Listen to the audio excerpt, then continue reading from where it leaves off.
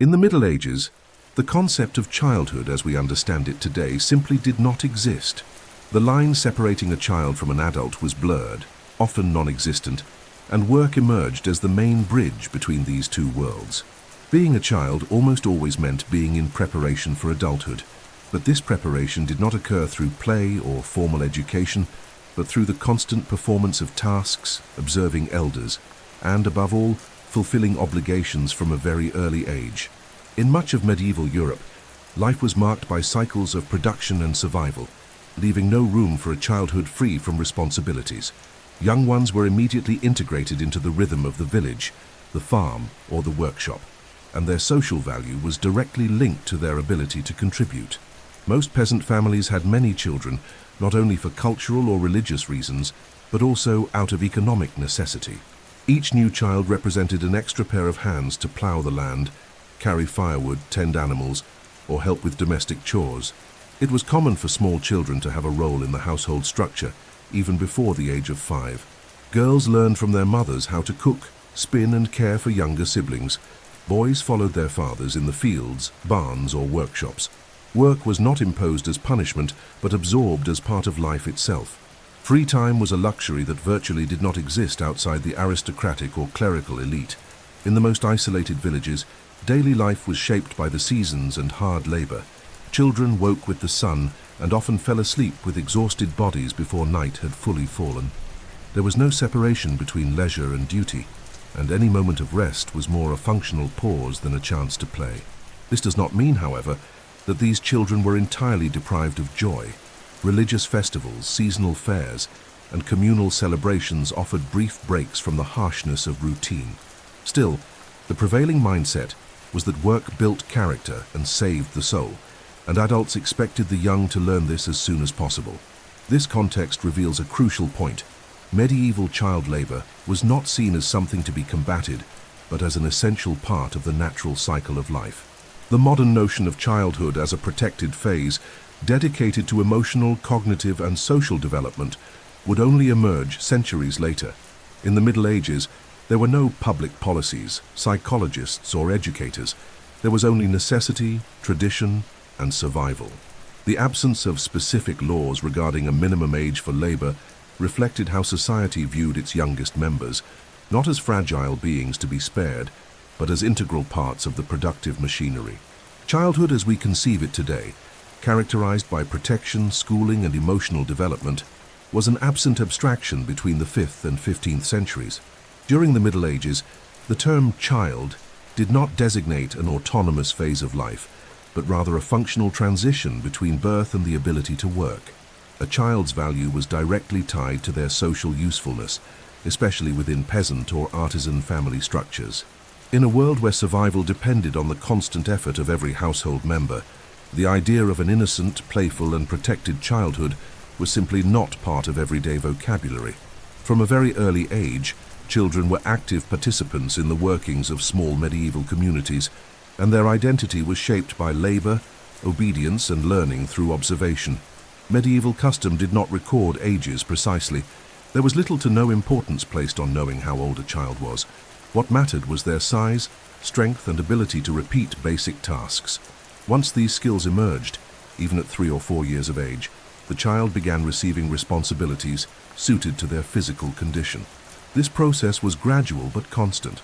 Boys who today would be in preschool were already expected to herd geese, gather simple vegetables, or keep the hearth fire going. Girls, on the other hand, were introduced to household routines with almost instinctive naturalness, helping their mothers cook, wash cloths, witness animal births, and prepare herbal infusions. The child's body was understood as material in formation, not something to be spared, but something to be shaped by discipline and repetition. Another crucial aspect of medieval childhood was the social control exercised by adults. In small communities, each child was watched not only by their family but by the entire village.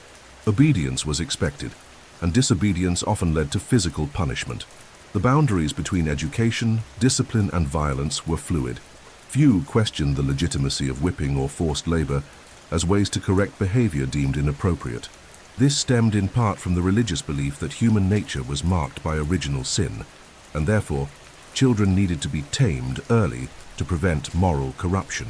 Pedagogy was delivered through the hand, not the word, through imposition, not dialogue. In cities where population density was higher, childhood took on slightly different contours. Still, the general pattern remained. Children were viewed as small adults in preparation. Sons of merchants and craftsmen, for instance, might be sent to other homes as apprentices starting at age 7. In such cases, the symbolic severance from childhood was abrupt. Once the young person entered the master's household, they ceased to be a son and became a servant apprentice, subject to rigid routines, long hours, and often a strict hierarchy that allowed no questioning. Learning was practical, repetitive, and driven by the demand for visible results. Few had access to literacy or numeracy, and the concept of school remained a privilege reserved for monks and the children of nobility. In aristocratic circles, while childhood was also defined by preparation for adult life, a clear distinction existed. The work was symbolic rather than physical. Noble boys learned horsemanship, swordsmanship, falconry, and court etiquette. Girls were trained for marriage, fine needlework, liturgical singing, and household management. However, even in this context, leisure was minimal and always tied to learning values such as honor, loyalty, and submission. The future social role of these children, whether as knights, ladies, or lords, dictated the kind of work they were assigned. Play was permitted only if it served an educational function. Free, spontaneous, and creative play was rare, and even toys were designed to simulate adult life.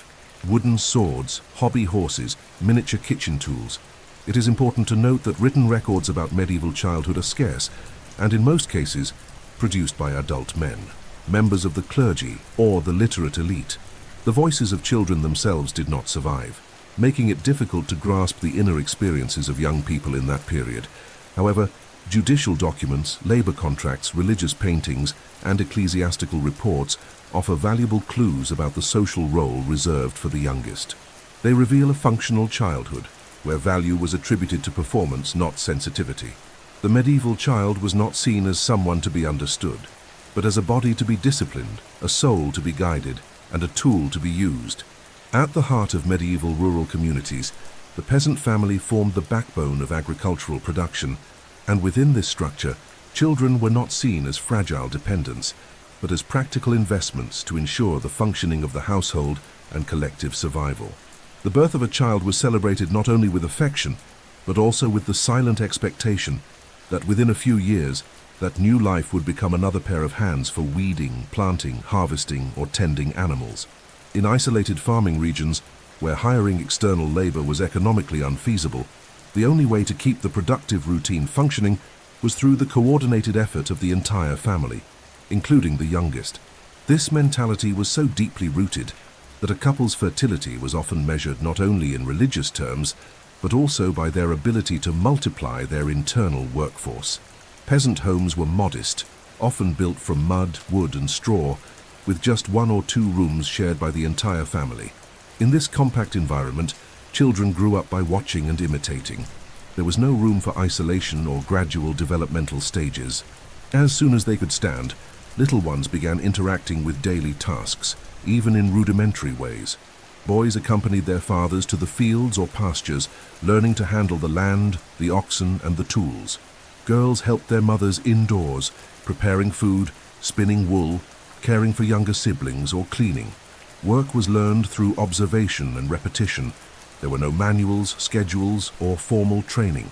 The pedagogy of the countryside was practical and silent. During the summer, when the days were longer and agricultural work peaked, children's involvement became even more intense. It was common for them to spend hours under the sun, harvesting grains, carrying bundles of hay, or watching over flocks.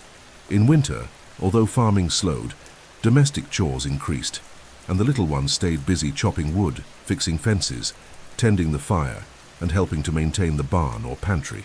The concept of a workday did not follow the modern 8-hour model. Their days were dictated by sunlight and the needs of labor. Children woke with the rooster's crow and often fell asleep exhausted after a long day of tasks barely distinguishable from adult labor. Despite the harshness of their routine, many peasants believed they were doing what was best for their children. Work was seen as essential teaching, a way to build character, instill discipline, and prepare the young for the realities of adult life. Moreover, since most of these families had no access to formal education, early labor was the only way to ensure children acquired practical skills to survive in the same world as their parents. It was not just an economic necessity, but also a cultural conception of what was good for the child. Early effort was normalized, and the idea of shielding them would have seemed strange or even irresponsible.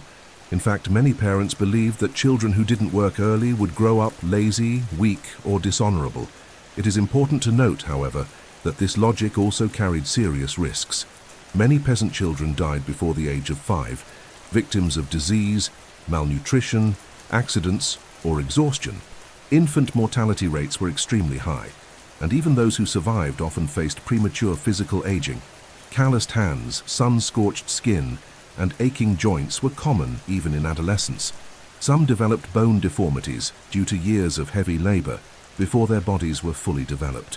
Others lost fingers or limbs in accidents with tools or animals. Yet these injuries rarely provoked collective outrage. They were treated as inevitable misfortunes, part of the cost of living in a world where the land showed no mercy to weakness and time never stopped. As oppressive as this reality may seem through a modern lens, it is essential to understand it within its context. Peasant families did not exploit their children out of cruelty or ambition. They simply followed a subsistence model in which everyone had to contribute. The absence of public policies, social support, or educational alternatives turned early labor into a strategy for collective survival. A child who learned early to plant, harvest, and carry weight had a better chance of staying alive and eventually caring for their own parents in old age. It was a family cycle that sustained itself, generation after generation. Medieval farms, especially those within vast manorial estates, demanded a level of continuous effort that exceeded any modern notion of work routine. In this setting, children's labor was normalized, expected, and fully integrated into the rhythm of the soil. Plowing, harvesting, tending animals, cleaning stalls, and protecting crops from pests and predators were not adult tasks. They were family tasks. And like in every medieval peasant household, children were fundamental cogs in this machine. From a very early age, they knew the smell of manure, the weight of tools, and the strength of draft animals. Their lives were shaped by the seasons, between the seed dropped into the earth and the sheaf of wheat tied to their backs. There was no symbolic transition between childhood and labor. The two coexisted from the cradle. In early spring, when the land began to breathe again after the intense cold, the fields had to be plowed quickly and efficiently.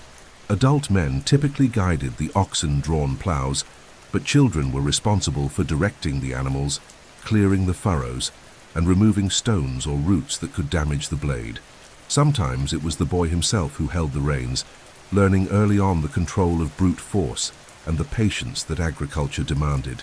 Meanwhile, girls actively participated in land preparation, preparing food to bring to the field, cleaning seeds, sewing linen sacks, and even scaring away birds that might destroy the crops. During harvest season, the pace accelerated, requiring grueling workdays. Children harvested by hand, crouched for hours under the sun, collecting ears of corn, beans, onions, or wheat. It was not uncommon for smaller ones to carry bundles of straw in baskets on their backs, walking dozens of meters to the barns. Many of these paths were slippery with mud, thorns, puddles, and fall risks, but none of these conditions were considered obstacles. Time did not stop, and the land did not forgive delays.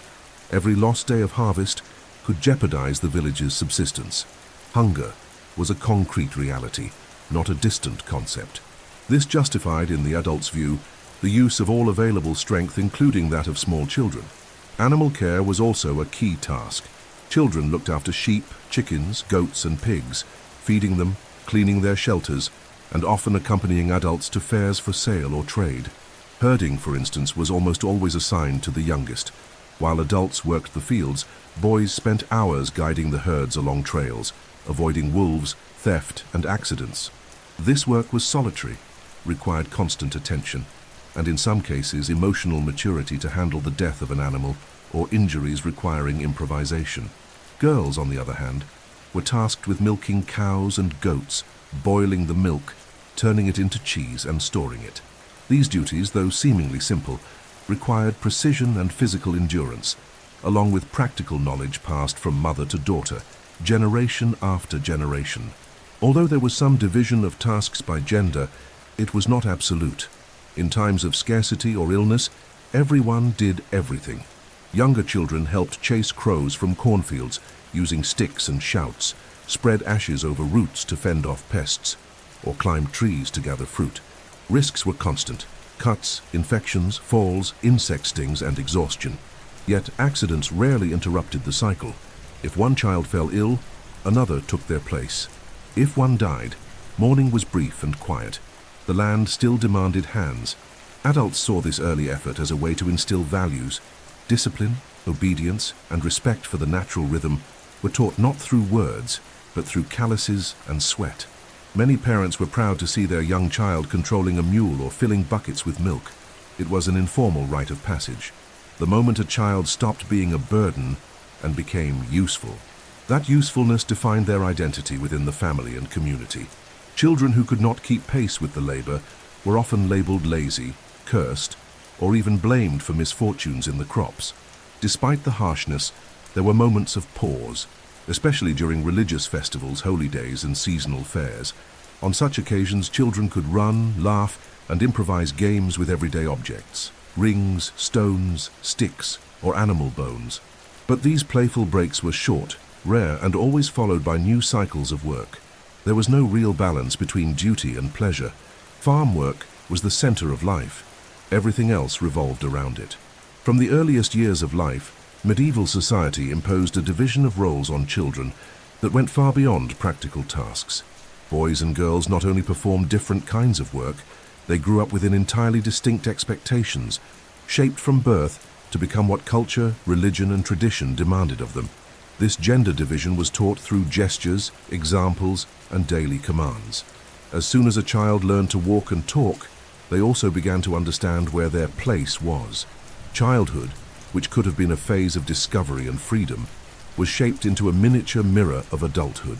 The world offered few alternatives, and the poorer the family, the more rigid and inescapable these invisible boundaries between what belonged to the male body and what was reserved for the female one.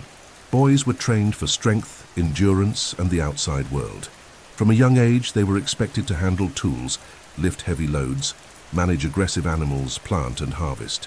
Even the youngest sons were taken by their fathers into the fields, not only to help, but to observe the behavior expected of a man. Masculinity was built on sweat, silence, and resilience. Crying was seen as weakness, and any display of fragility was corrected with harshness.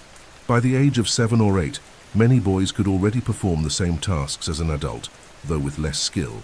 In large families, the eldest son often assumed responsibility for the younger siblings, becoming a quasi-paternal figure in the household. Girls, on the other hand, lived in an inner world, both physically and symbolically. They stayed close to their mothers, grandmothers, and aunts, learning tasks that demanded precision, patience, and gentleness. They spun, sewed, prepared food, cared for babies, cleaned the house, treated wounds, and made natural remedies from herbs. From a very young age, they were also taught to speak less, behave modestly, lower their eyes before men, and control their impulses. Femininity was built on restraint, care, and resignation. Those who excelled in domestic skills or religious singing were praised. Those who showed rebellion were seen as dangerous.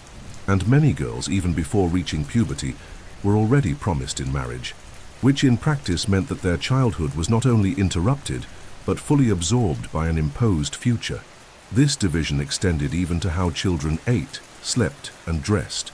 Boys could leave the house earlier, eat larger portions, and get dirty without much reprimand.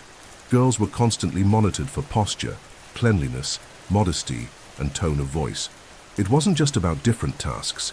It was a distinct universe of symbols and restrictions, where expected behaviors reinforced gender boundaries with great effectiveness. Even playtime reflected this. Boys simulated hunts, battles, or tournaments with wooden swords, while girls played at caring for rag dolls, already rehearsing the maternal roles they would one day assume. These games were not driven by imagination, but by repetition of daily observations. Punishment also followed different patterns. Disobedient boys could be beaten, taken to the field without food, or made to sleep in the stable. Girls who failed to meet expectations of submission were punished with food denial, isolation, or even public humiliation through haircutting. And although both sexes suffered under the harsh conditions of medieval life, it was undeniable that the female body was more vulnerable to abuse, invasion, and premature obligations.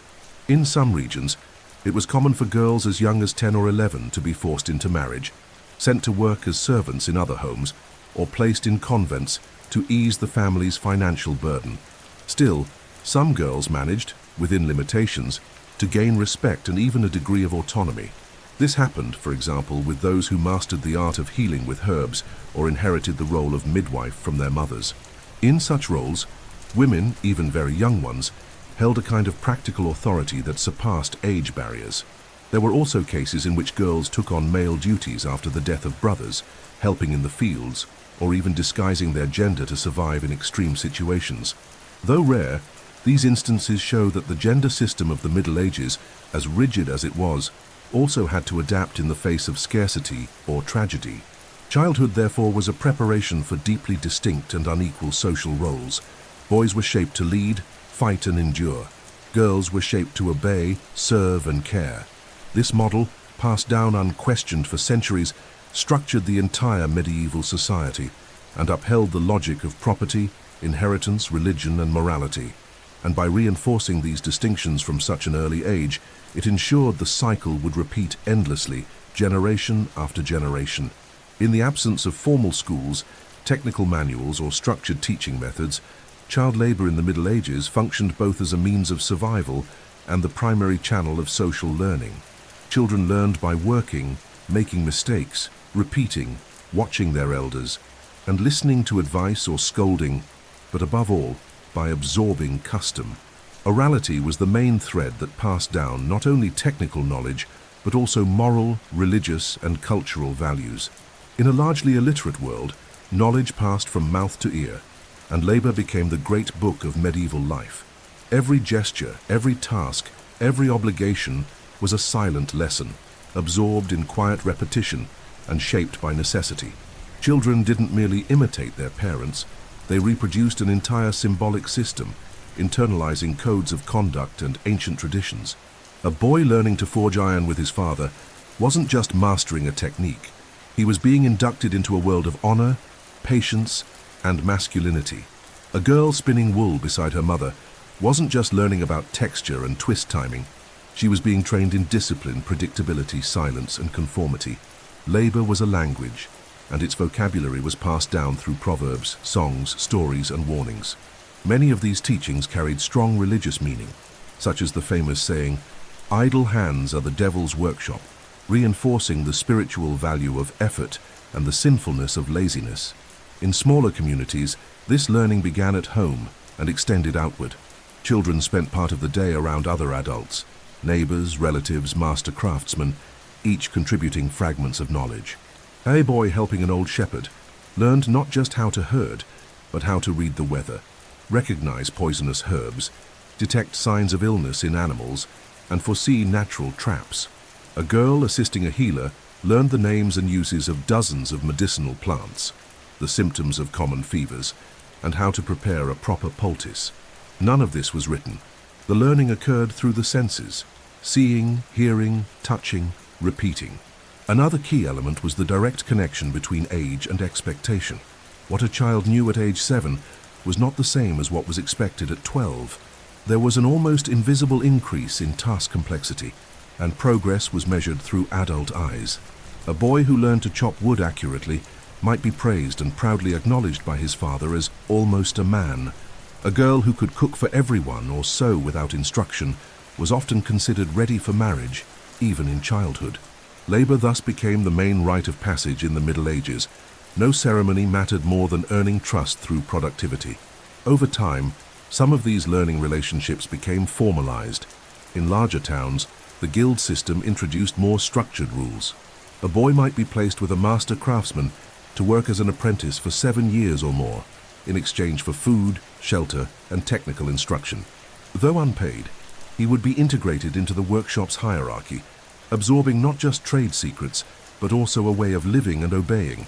The contract was verbal, but solemn, often witnessed by clergy or guild leaders. These apprenticeships began around age 7 and lasted until 14 or 15, when the boy might become a journeyman and eventually, with luck, a master with a shop of his own. The same structure on a smaller scale applied to girls in areas like sewing, flax production, professional cooking, domestic service, and childcare. Many were sent to live with other families, both to serve and to learn.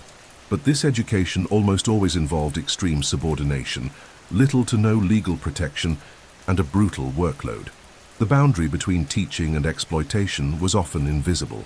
Still, for many children, this kind of training was the only possible path to any degree of upward movement within the medieval social fabric.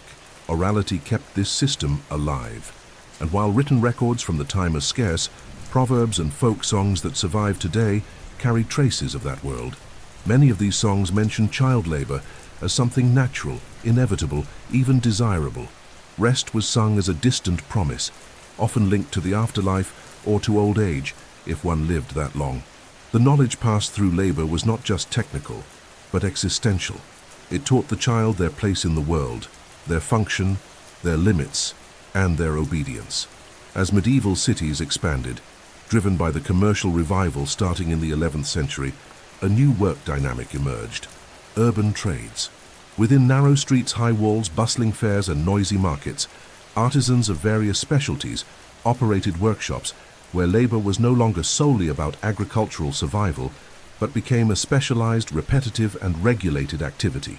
In this context, children remained essential labor, but now under the institutional figure of the apprentice, a role loaded with expectations, codes of conduct, and often oral or even written contracts, especially in the wealthiest and most influential cities of Europe.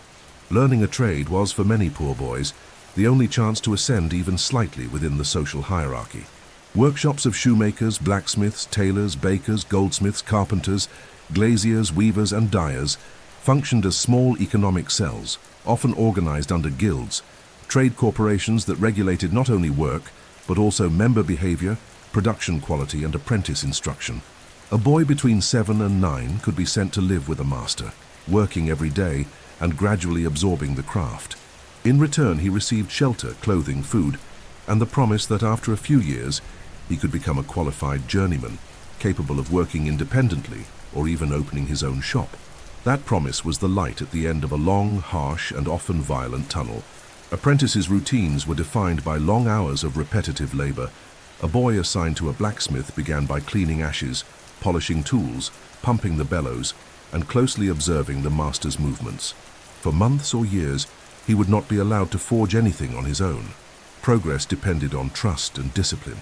In tailoring workshops, apprentices spent days folding fabric, preparing thread, cleaning floors, and managing tools. Only after years would they be trusted with a needle.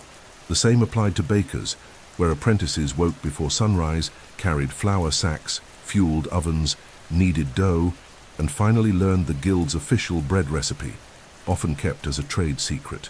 These guilds organized religious celebrations, took part in processions, and had patron saints. They also had internal rules that prescribed punishments for masters who abused apprentices, though in practice, protection was limited. Many young boys were beaten, underfed, or forced to work in unhealthy conditions. Living under the master's roof, far from their families, they had no higher authority to appeal to. For some, the experience was enriching and offered a path to stability. For others, it was disguised servitude, with little or no real advancement. Once again, the line between learning and exploitation was blurred. Girls could also become apprentices, though in smaller numbers and almost exclusively in trades deemed feminine. Seamstresses, embroiderers, spinners, bakers, and washerwomen took in girls as young as 8 or 9 to teach them in exchange for labor.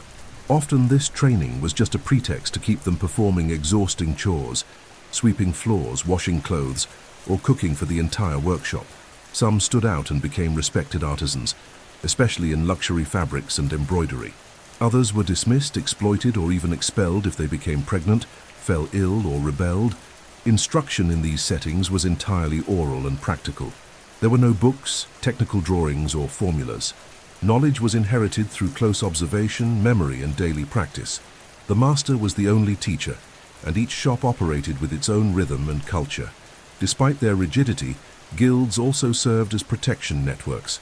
A successful apprentice, upon completing the cycle, received a letter of recommendation and could seek placement in another city, beginning the slow journey toward economic autonomy.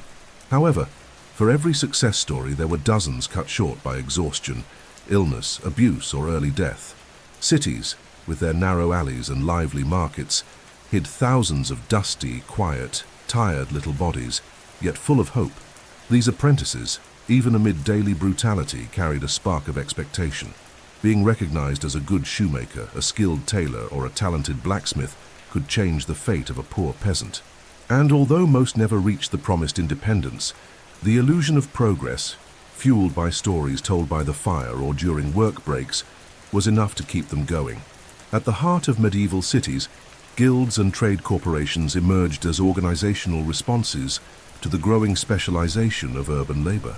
With the rise of commercial and artisanal activity, it became necessary to create structures that regulated not only product quality, but also the rights, duties, and internal hierarchies of craftsmen. In this context, child labor did not disappear.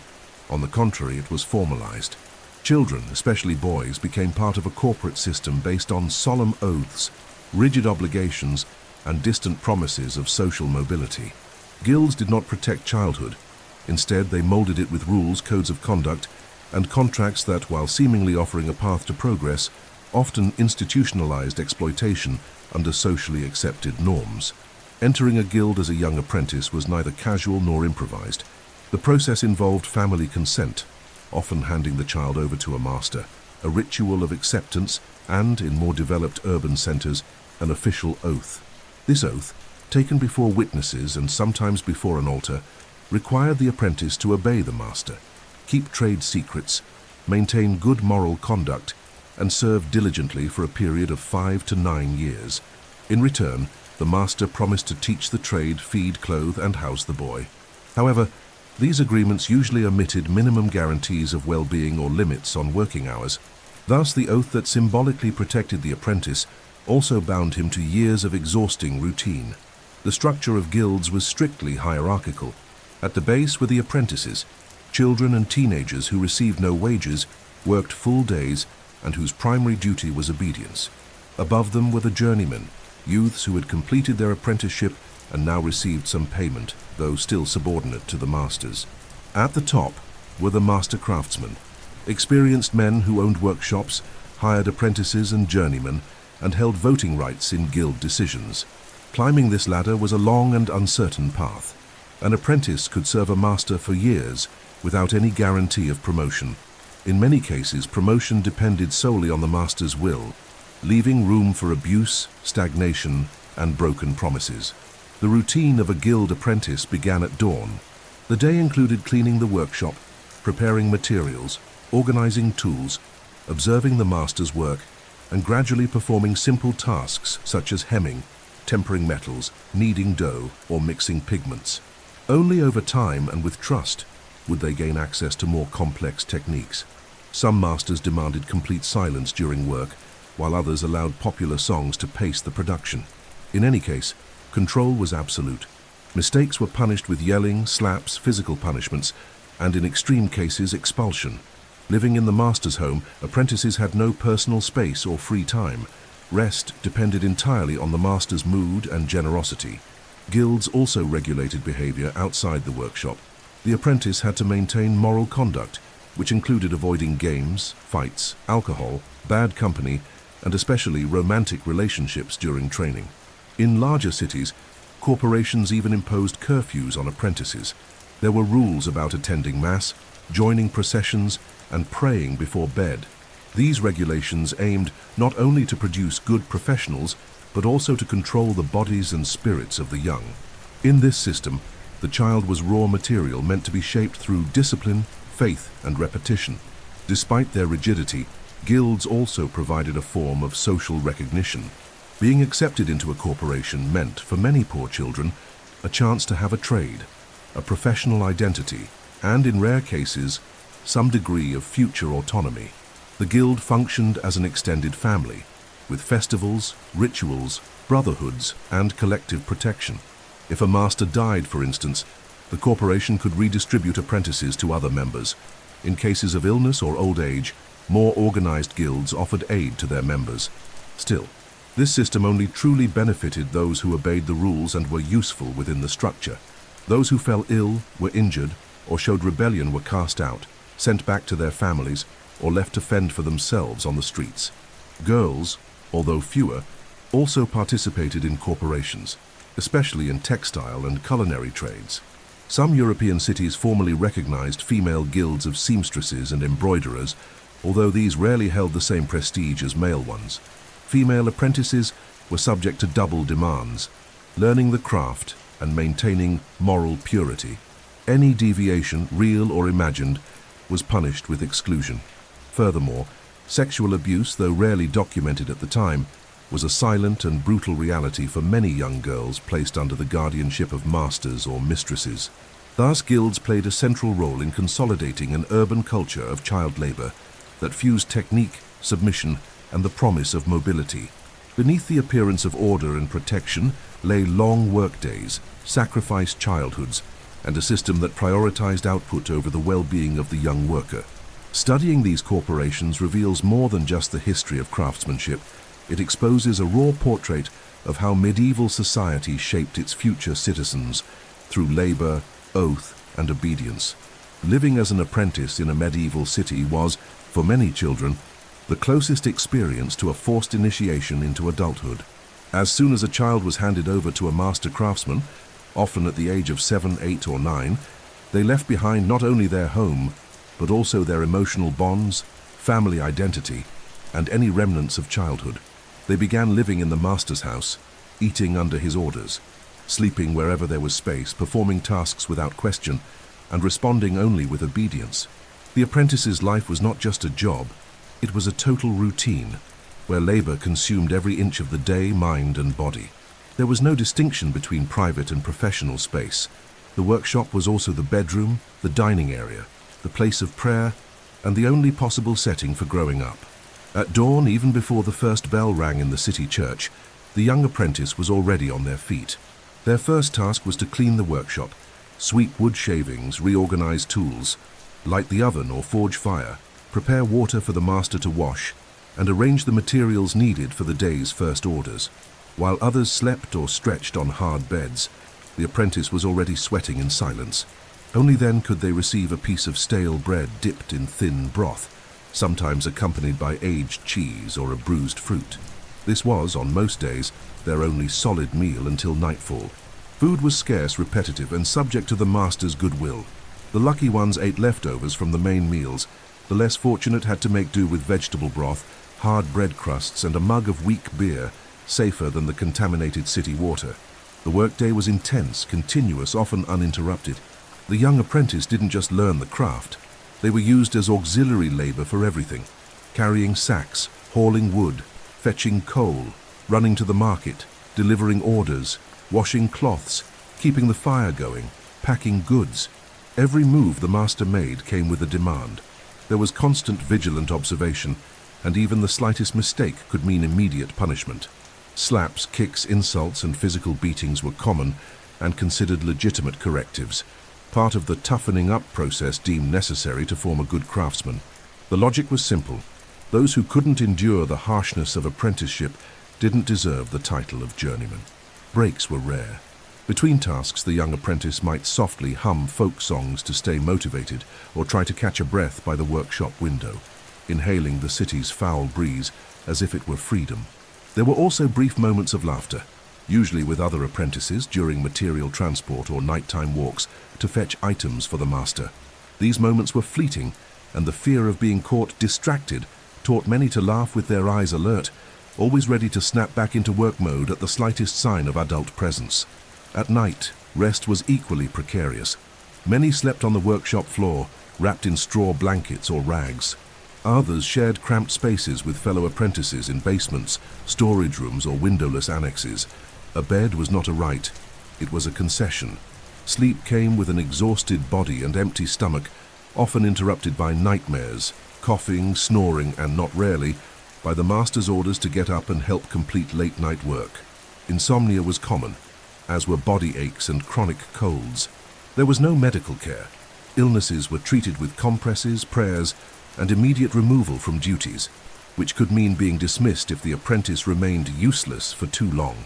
Still, there was a silent sparkle in the eyes of some, the hope that one day the cycle would end, that the skill gained through so much sacrifice would pay off, that they would become journeymen, have their own tools, their own apprentices, maybe even a workshop. Some saved coins from small tips or gifts from satisfied clients. Others dreamed of earning the guild's respect, or marrying a master's daughter or a girl from the market, opening a new chapter in life. These fantasies were fueled by stories whispered during work breaks, told by older apprentices or kind journeymen, tales of triumph, often exaggerated, but enough to keep their spirits alive, because without dreams, the work killed from the inside out. Religious festivals also offered brief relief. On holy days, the workshop might close, and apprentices were allowed to attend processions, visit fairs, or watch troubadour performances in public squares. During these events, they felt a sense of belonging. The young apprentices felt part of the city, even if as lower-tier members. They could laugh, run, eat cheap sweets, watch fireworks, and hear stories. In those moments, the flame of continuity reignited. The next day, everything resumed, but with a little more resilience in their eyes. Within the vast and unchanging feudal system that dominated the European landscape between the 9th and 14th centuries, a significant portion of the population lived in a condition of servitude. And in this world of hereditary submission, children were born already marked by a destiny that was not their own. The children of serfs were, automatically, serfs themselves. Not by choice nor by contract, but by birth. The land beneath their feet, the roof over their heads, and even their very bodies were ultimately the property of the feudal lord. And if their parents owed lifelong labor to the land, their children did too. In this context, child labor took on an even more brutal form. It was not only necessary for survival, but an obligation imposed by a social structure that saw these children not as future citizens, but as living assets in service of the fief's stability. On manorial estates, the children of serfs began working practically as soon as they could walk. At first, accompanying their parents in the fields, carrying small tools, picking up stones, chasing off birds, and guarding gardens from animals. Then they were assigned more defined roles, collecting firewood, fetching water from the well, feeding chickens, herding geese or sheep, washing cloths, and even caring for younger siblings, while the adults cultivated the land. This labor was not seen as a form of learning, but as an unquestionable duty. There was a silent and often explicit expectation that these children be useful from a very early age, with no room for refusal, delay, or rest. The authority of the Lord was present even in his absence.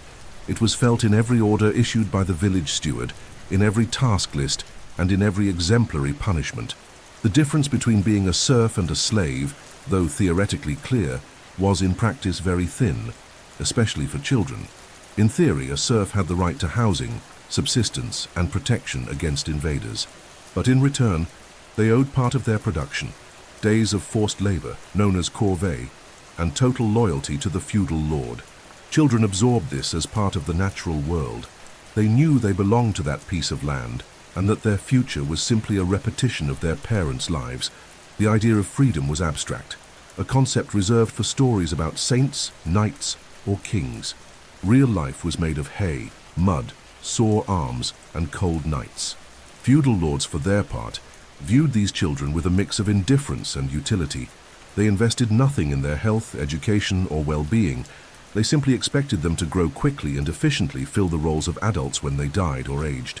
There were occasions when children were summoned directly to the castle to carry water, serve meals, clean stables, or care for small animals. In such cases, they lived under stricter surveillance, in a hostile environment where they were required to maintain silence, posture, and absolute obedience. Punishment for minor mistakes could include hunger, beatings, or public humiliation. Many returned home with marks on their bodies and in their eyes, marks no one dared to question. Even more oppressive was the reality of hereditary dues. When a serf died, the lord could demand a fee from their children for them to remain on the land they cultivated. If they could not pay, they were expelled or forced to provide extra days of free labor. Thus, even in mourning, children had to redouble their efforts, not only to maintain the family's productivity, but to secure their place in the only home they had ever known. Some villages allowed stronger boys to take their father's place in the corvée. In other cases, girls were taken as maids to the castle, with no expected return, performing repetitive tasks under the watch of ladies or older servants. Childhood here was an illusion shattered under the weight of tradition. Even so, amid this brutal rigidity, there were moments where children found refuge. A religious festival might mean a break from fieldwork. A heavy rainstorm could interrupt labor and allow them to run through the mud. Haetoi improvised from pieces of wood. A song shared among siblings, or the curious observation of an animal could offer brief moments of lightness. But these were almost always followed by another round of tasks, another demand from the steward, or yet another summons from the Lord. In some regions, especially from the 13th century onward, debates began to emerge within the church regarding the treatment of serfs' children. Some monks denounced the harsh conditions and proposed more charity toward the little ones, but such voices were drowned by the economic reality of the feudal system. The land needed to be cultivated, and child labor remained valuable. Even monasteries, which preached compassion and mercy, benefited from these children's work in gardens, laundries, and kitchens. In the Middle Ages, religion was more than a personal belief. It was the foundational framework for life, politics, justice, and, above all, morality. Everything, from birth to death, from famine to harvest, from war to marriage, was interpreted through the lens of divine will, and labor within this deeply Christian worldview was seen not merely as a physical necessity, but as a spiritual obligation. This notion was even more pronounced when applied to children. The Church regarded early physical effort not as exploitation, but as a form of redemption, a path to discipline the soul and purify the body. Far from condemning child labor, medieval Christianity helped structure it, justify it, and perpetuate it as a virtue. From the first sermons heard in the village chapel to the homilies echoed in urban cathedrals, clerical discourse reinforced the idea that earthly suffering was a necessary step toward eternal life. The child who worked, obeyed, and sacrificed was considered closer to divine grace than one who played or succumbed to idleness. Many religious texts exalted biblical figures who began serving at a young age, such as Samuel, who was given to the temple as a boy, or Jesus, who, according to tradition, assisted Joseph in carpentry during childhood. These narratives established saintly models of early labor, elevating child work to an act of Christ-like imitation. In practice, such discourse reinforced the social acceptance of child labor as something noble and desirable. In monasteries, this logic was institutionalized. Children sent into religious life, often by their parents, or as a form of spiritual debt repayment, were integrated into monastic life as oblati. These boys and girls performed daily tasks that included tending gardens, feeding animals, copying sacred texts, preparing meals, and cleaning the cloisters. From an early age, they were trained in liturgy, Gregorian chant, and strict obedience to senior monks. Although this life was wrapped in discipline and spirituality, it was also marked by hard labor, constant silence, and punitive rigor.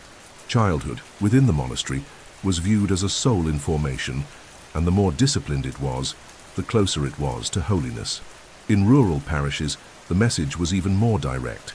Priests preached that child labor helped prevent sin. Occupied children were protected from temptation, idle ones were vulnerable to the devil. This link between physical activity and spiritual purity permeated every layer of religious culture.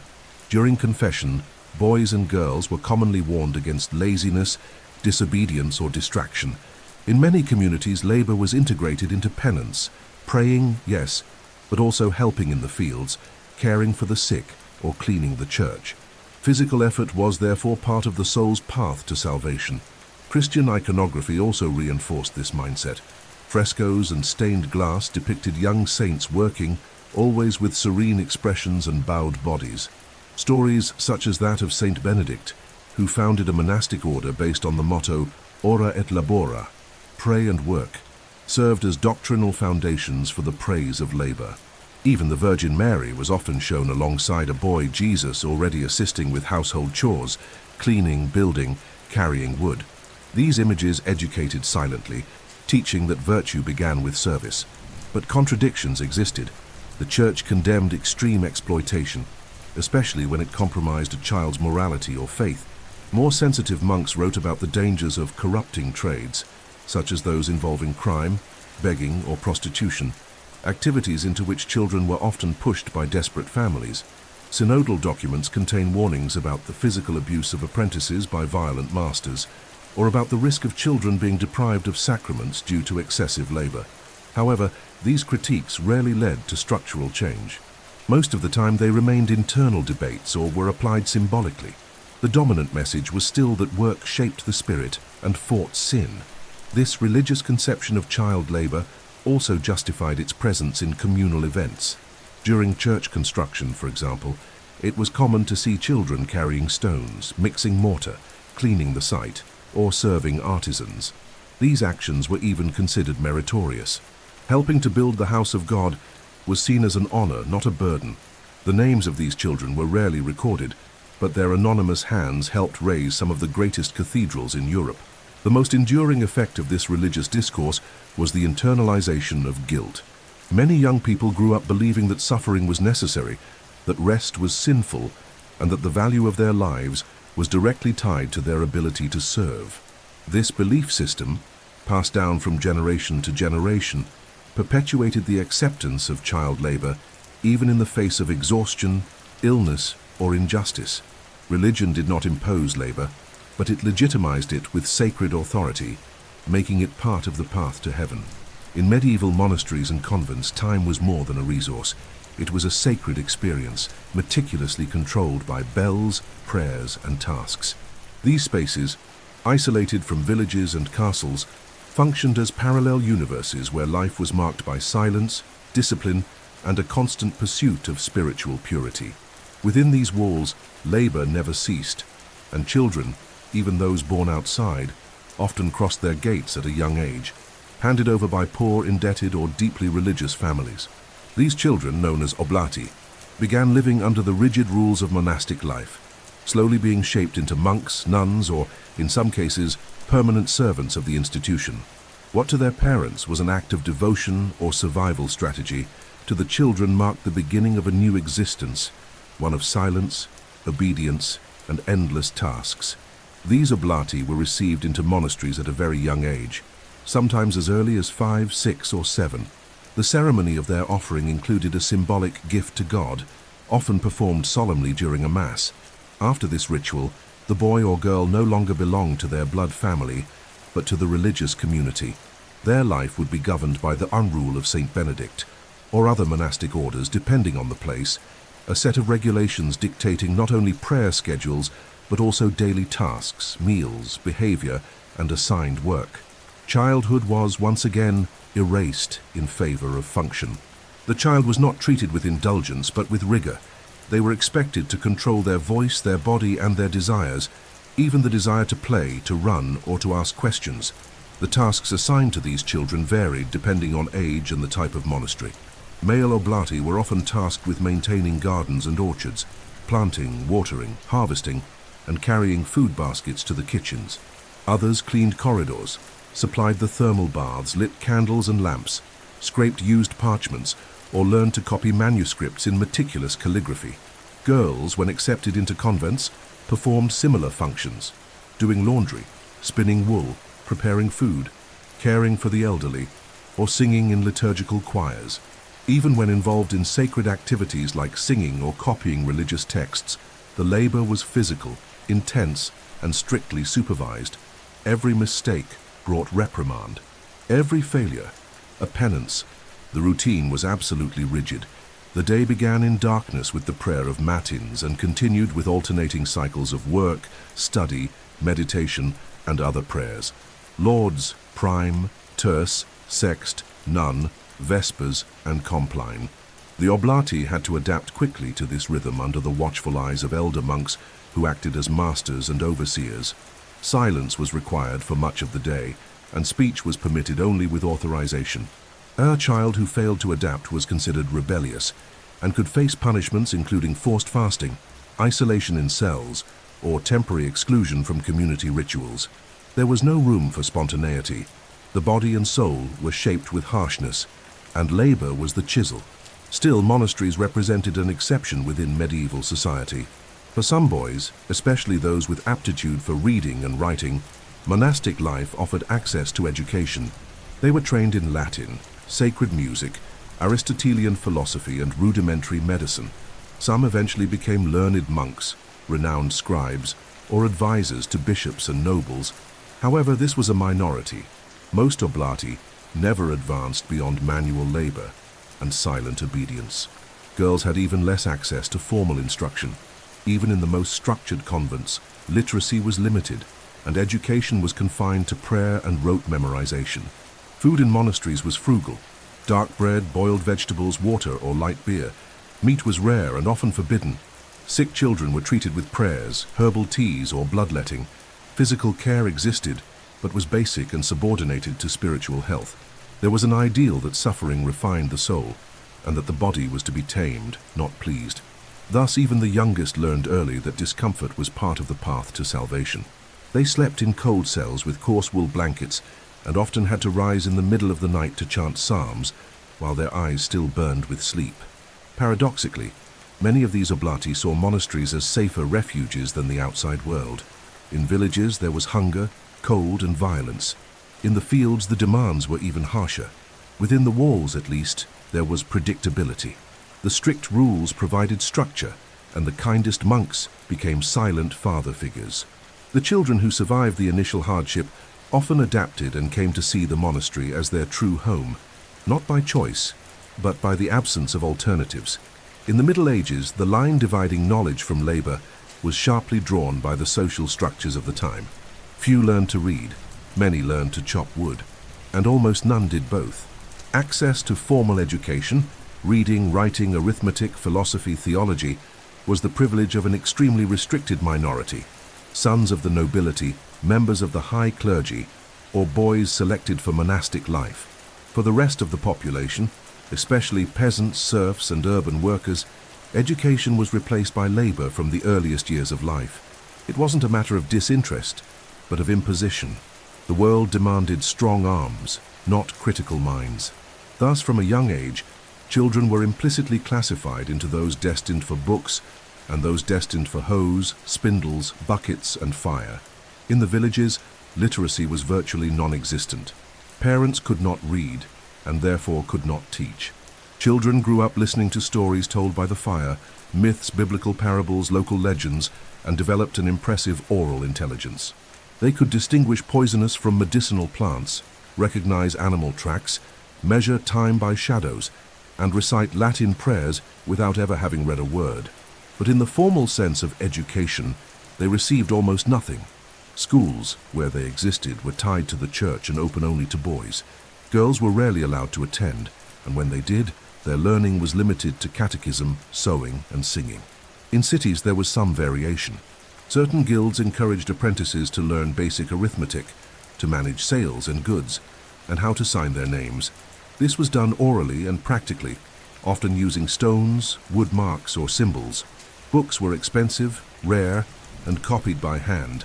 A single book could be worth more than a house.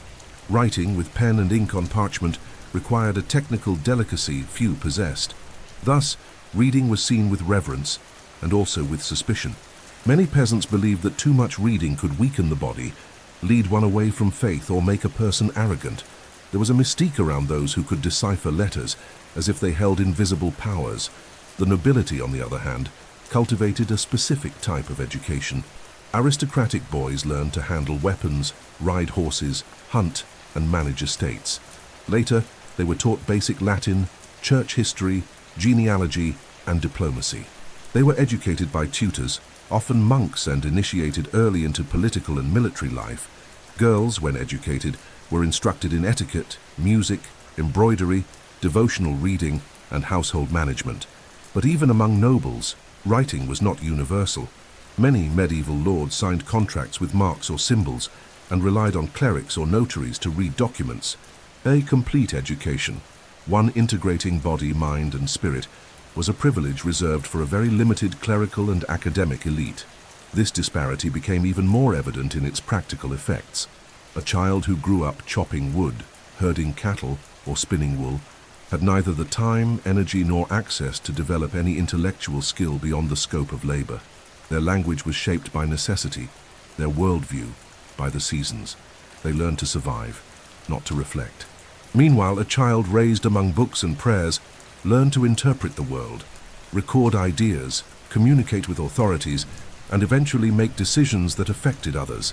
It was a division of knowledge that perpetuated inequality under the guise of natural order. Within monasteries, oblati who demonstrated exceptional intelligence could be selected to study Latin, copy manuscripts, and receive theological training. This was one of the few paths by which a poor boy could enter the elite of knowledge, but it was a rare, long, rule-bound journey dependent on the goodwill of superiors. The same applied to some girls, accepted into convents with a focus on copying texts and sacred singing. These exceptions only confirmed the rule. Education was a mirror of social hierarchy, and those born to work worked.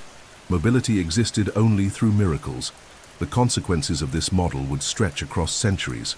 Entire generations were kept away from formal knowledge, and thus from making decisions about their own futures. Mass literacy would only begin to be considered many centuries later, and even today, the effects of this exclusion persist. The divide between knowledge and labor, between the brain and the hands, between the notebook and the hoe, still shapes many contemporary societies where millions of children continue to trade pencils for buckets, bags, brooms, or tools. Childhood among the medieval elites was anything but free.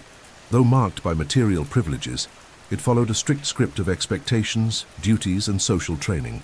Inside stone castles, between hand-embroidered tapestries and smoking hearths, noble boys and girls did not play like peasants, but neither were they free from the burden of labor. Their work was symbolic, pedagogical, heraldic. From an early age, these children of the aristocracy were groomed to uphold the lineage, defend the territory, forge alliances, and perpetuate the codes of feudal nobility. Childhood, in this context, was merely the first act in a life dedicated to honor, discipline, and impeccable appearance. Boys born into noble families began training for war at the age of 7, starting as pages, a role that placed them directly in service of knights or lords. The task involved learning good manners, serving at table, carrying weapons, tending to horses, attending combats, and above all, observing. The page was not just a well-born boy. He was a soldier in formation, albeit in small clothes.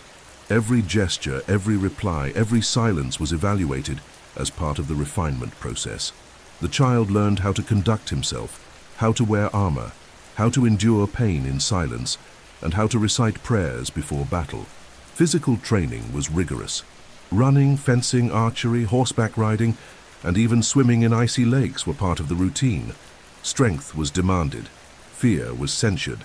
Around the age of 14, the page was promoted to squire, and from then on, his routine became even more militarized.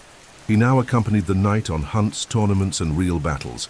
He cleaned bloodied weapons, removed corpses from the field, and prepared arms for ceremonial duels. His life oscillated between luxury and brutality.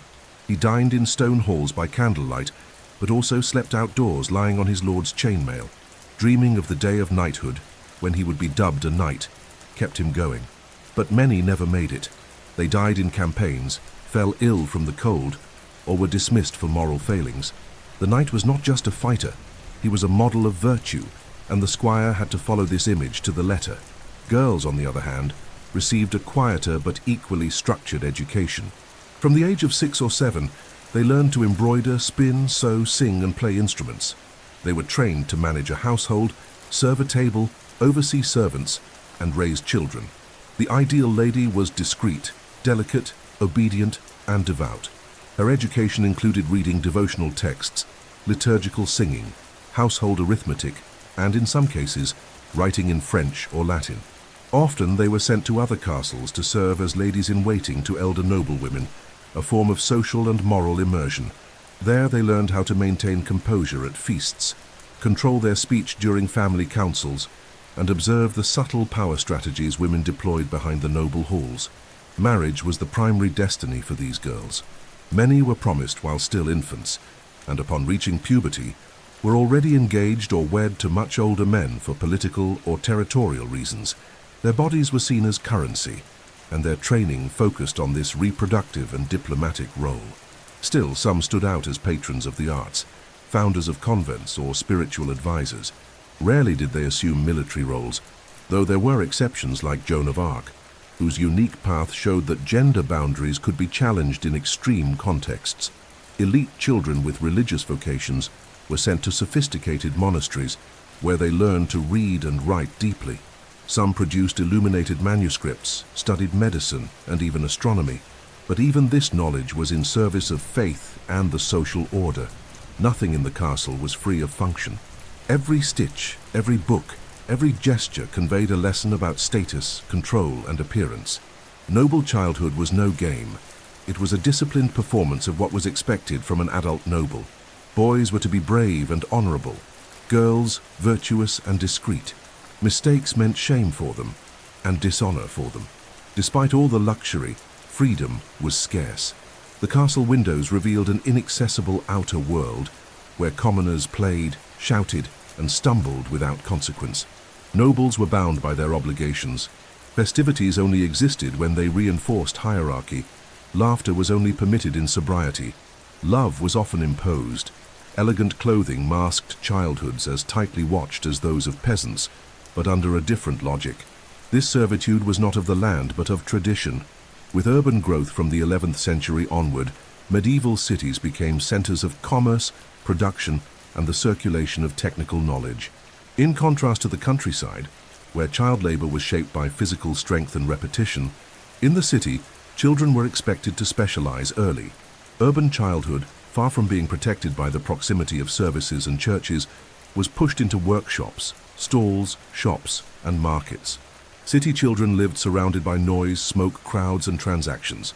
And in this dynamic environment, they learned from an early age not only to obey, but to master specific techniques, to serve customers, to maintain a productive rhythm, and often to negotiate. Practical knowledge was the new currency, and the earlier it was acquired, the more useful the child became to their master, to their family, and to the city economy. Child labor in cities was intensely functional. While a rural child learned to weed or harvest, in the city, they had to understand how to mold iron, sew leather, dye fabric, bake bread, or repair wheels. Each activity demanded precision, patience, and discipline. That's why artisan children were often introduced to their trade from early childhood, not just for convenience, but because it was believed that the younger the start, the better the mastery of the technique in the future. Family workshops in particular functioned as small informal schools, where knowledge was passed from father to son, mother to daughter, in a direct, continuous, and demanding way. Mistakes cost time, materials, and reputation. Success was rewarded with respect, and sometimes a heartier meal. Beyond families, guilds played a massive role in structuring urban child labor. As explored in previous sections, these entities regulated the duration of training, the functions for each age group, codes of conduct, and rites of passage.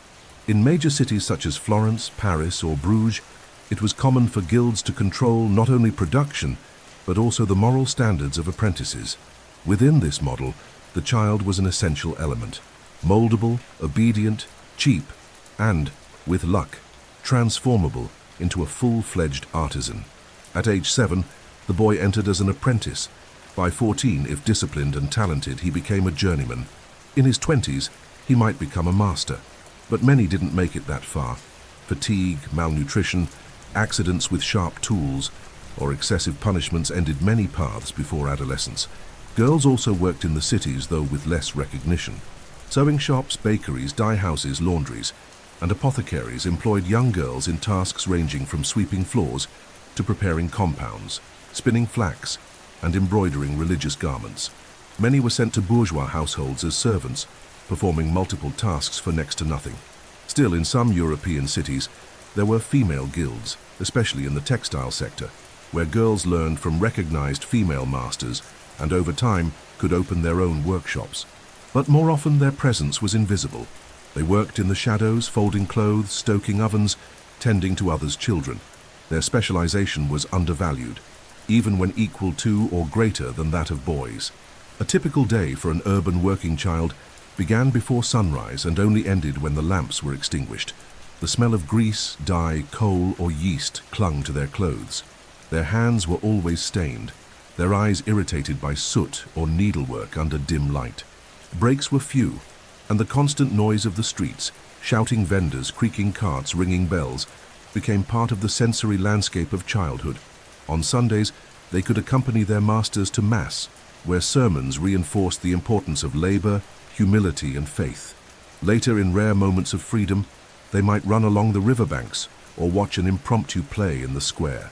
But soon they returned to the workshops, the markets, the commands. One of the most striking features of this urban childhood was the early contact with the adult world. Unlike peasant children, who lived in isolated family units, city children interacted with customers, employers, soldiers, wanderers, clerics, and travelers. This exposure brought early maturity, yes, but also risks. Many fell victim to abuse, violence, theft, or disease. Urban epidemics frequently decimated child populations. The city offered opportunities, but at a high price. And to survive, a child had to be agile, discreet, and obedient. Although medieval castles are often remembered as spaces of luxury, power, and protection, within their walls existed a strict hierarchy where labor was carefully distributed, and children occupied specific positions within this silent order of service and obedience. Unlike in the countryside or the city, where child labor was shaped by direct physical necessity, in the castle, children's work was deeply intertwined with the symbolism of status, social training, and hierarchical honor. Serving inside a castle was not merely a task. It was a permanent performance of roles that reinforced the nobility's authority and the inferiority of those who served them. Within this social theater, boys and girls of humble origins filled the background, folding clothes, clearing dishes, tending to animals, and above all, learning to disappear in the presence of their lords. Peasant boys between the ages of 7 and 12 could be brought by their families or sent by feudal lords to become the pages, a role often associated with nobility, but also filled by children of lower classes in less formal castles. The page's role was multifaceted: to accompany young nobles, serve at meals, care for armor, oversee chambers, carry messages, and ensure that all rituals of aristocratic life proceeded smoothly. Pages moved through the stone corridors nearly invisible, training in posture, silence, and agility. They could not make mistakes. A dropped plate, a poorly timed response, or an inappropriate glance could result in physical punishment, expulsion, or public humiliation before the court. For noble-born children, being a page was a training phase for knighthood. But for common boys, it was a limited opportunity to be near the elite, even if that meant a childhood of labor, surveillance, and constant risk. Many pages slept in makeshift beds, under staircases, next to animals, or near the kitchens, always available to be woken at any hour of the night. They were the first to rise and the last to rest. They had to keep clothes clean, armor polished, shields aligned, and horses fed. They also served as personal assistants during tournaments and feasts, carrying banners, helping dress ceremonial garments, and standing silently for hours, observing without ever participating. Girls, in even more vulnerable situations, were placed as chambermaids, spinners, kitchen aides, or nursemaids. The youngest cared for the ladies' children, entertaining noble youngsters, cleaning their rooms, folding tiny garments embroidered with family crests, and responding to constant summons. It was exhausting work, emotionally draining, and carried enormous risk of punishment, especially if the young servant failed to display total docility or was accused of insubordination, even silently. Those who excelled in their duties or showed exceptional behavior could, with luck, remain in the castle for years and gain some protection. The rest were dismissed without ceremony. Turnover was high, and trauma went unspoken. Despite the control, these spaces also offered social ambiguity. The castle was oppressive, but for some, represented the only chance to escape absolute poverty. A peasant girl who mastered embroidery might, in rare cases, be summoned to work in the ladies' hall, where her art was admired and even rewarded. A boy who showed intelligence or skill with horses might be sent on expeditions, earning small rewards or being informally adopted by childless knights.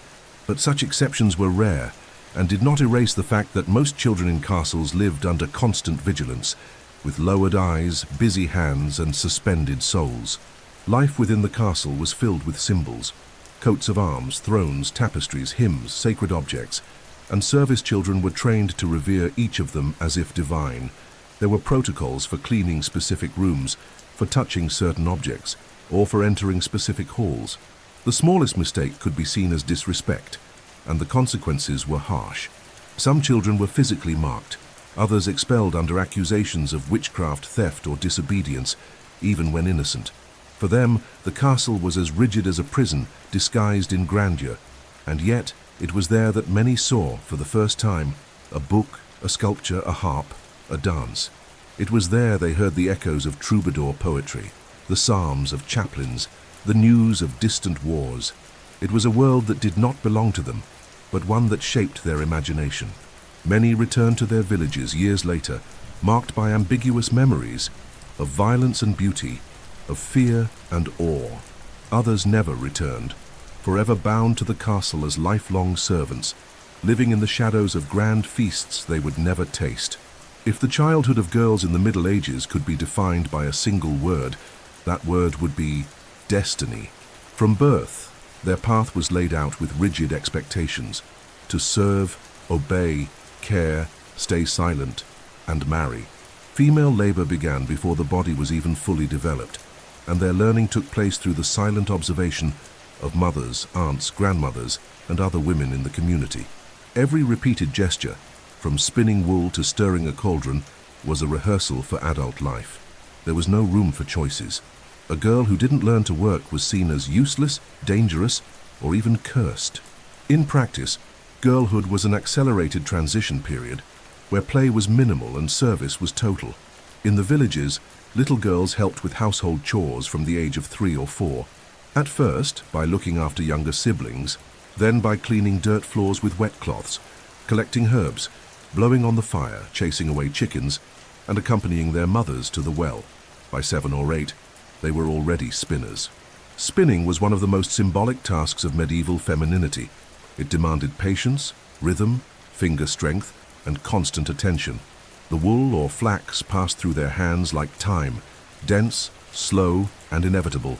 For many girls, spinning occupied entire days, seated on the floor in the corners of damp, dark houses, with only the light of the hearth illuminating their faces. Other responsibilities piled up. Washerwomen spent hours by freezing rivers, scrubbing clothes with ash and homemade soap, folding sheets and carrying heavy basins on their shoulders. Young cooks chopped vegetables, fed ovens, cleaned animal intestines, and handled clay utensils. Those considered more docile or patient were assigned as nursemaids, young girls charged with caring for other people's babies, rocking them for hours, changing urine-soaked cloths, tending to fevers, and calming endless cries. Being a nursemaid was seen as preparation for motherhood, even when the girl had barely emerged from her own childhood. Her body was trained to serve before she even knew what that truly meant. In urban contexts, girls were also employed in bakeries, sewing shops, textile workshops, and the homes of wealthy families. They slept in storage rooms or under stairs, ate leftovers from their employers' meals, and were often subjected to silent abuse. Fear was constant. Shame, a daily burden. Even so, many took pride in their skills: a perfectly sewn hem, a well-baked loaf of bread, a meticulously cleaned noble hall. These small accomplishments gave them meaning, even in a system that barely acknowledged their worth. Premature sexualization was another silent tragedy. From puberty, and sometimes before, girls were treated as miniature women. Their bodies were watched, their clothing scrutinized, their conduct closely monitored. Virginity was a social currency. Any girl involved with someone outside of marriage could face beatings, isolation, or even exile from the village. To avoid this, many families arranged early marriages, handing off 12 or 13-year-old girls to older men in economic or political exchanges. These girls shifted from domestic labor systems into marital regimes where they continued working as wives, mothers, peasants, and reproducers. Even within this harsh reality, there were cracks of light. Some girls stood out for artistic talents, refined embroidery, liturgical singing, devotional painting, and could be called to serve in convents or noble households. Others became midwives, learning from elder women how to handle births and feminine care. These roles brought a degree of local prestige, though they didn't erase subordination. In isolated communities, healing women passed on secret knowledge to girls, teaching about herbs, lunar cycles, childbirth, and mourning. This wisdom, though powerful, was risky. Many of these women were later persecuted as witches in following centuries. Female childhood in the medieval world was, therefore, a path of preparation for submission. A girl was molded to serve her father, her lord, her husband, the church, and finally her children. Her body was trained, controlled, watched, her spirit restrained. And yet resistance manifested in the details, in the firmness with which she pulled the wool thread, in the strength of her arms scrubbing laundry in the river, in the stubborn silence she held when something hurt her. These girls, invisible in the documents, left their marks in the objects they created, the children they raised, and the songs they sang beside the fire. In the social fabric of the Middle Ages, torn by hunger, plague, wars, and abandonment, childhood was often pushed to the very limits of endurance. For many children, labor was not merely a duty imposed by family, nor a stage of training, but the only possible way to stay alive. When a father died in the fields or in battle, when a mother succumbed to childbirth or plague, when hunger knocked at the door even before winter arrived, what remained for these children was the street, the market, the convent, or any form of work that would accept them. In this abyss, the line between necessity and exploitation became almost imperceptible, dissolving any moral, legal, or religious concept. The medieval child, stripped of what we now call childhood, was reduced to a body available for survival, a body that had to do something, anything, not to die. In the cities, it was common to see orphaned children wandering through markets, begging for scraps, carrying baskets, offering improvised services like polishing boots, sweeping church steps, or singing to clients in exchange for coins. Some found shelter with compassionate artisans, others were absorbed into convents and religious hospitals, but many ended up in degrading work conditions, pushed into underground laundries, suffocating kitchens, hazardous construction sites, or street labor, exposed to violence, cold, exhaustion, and abuse. These children had no family, no master, no sponsor.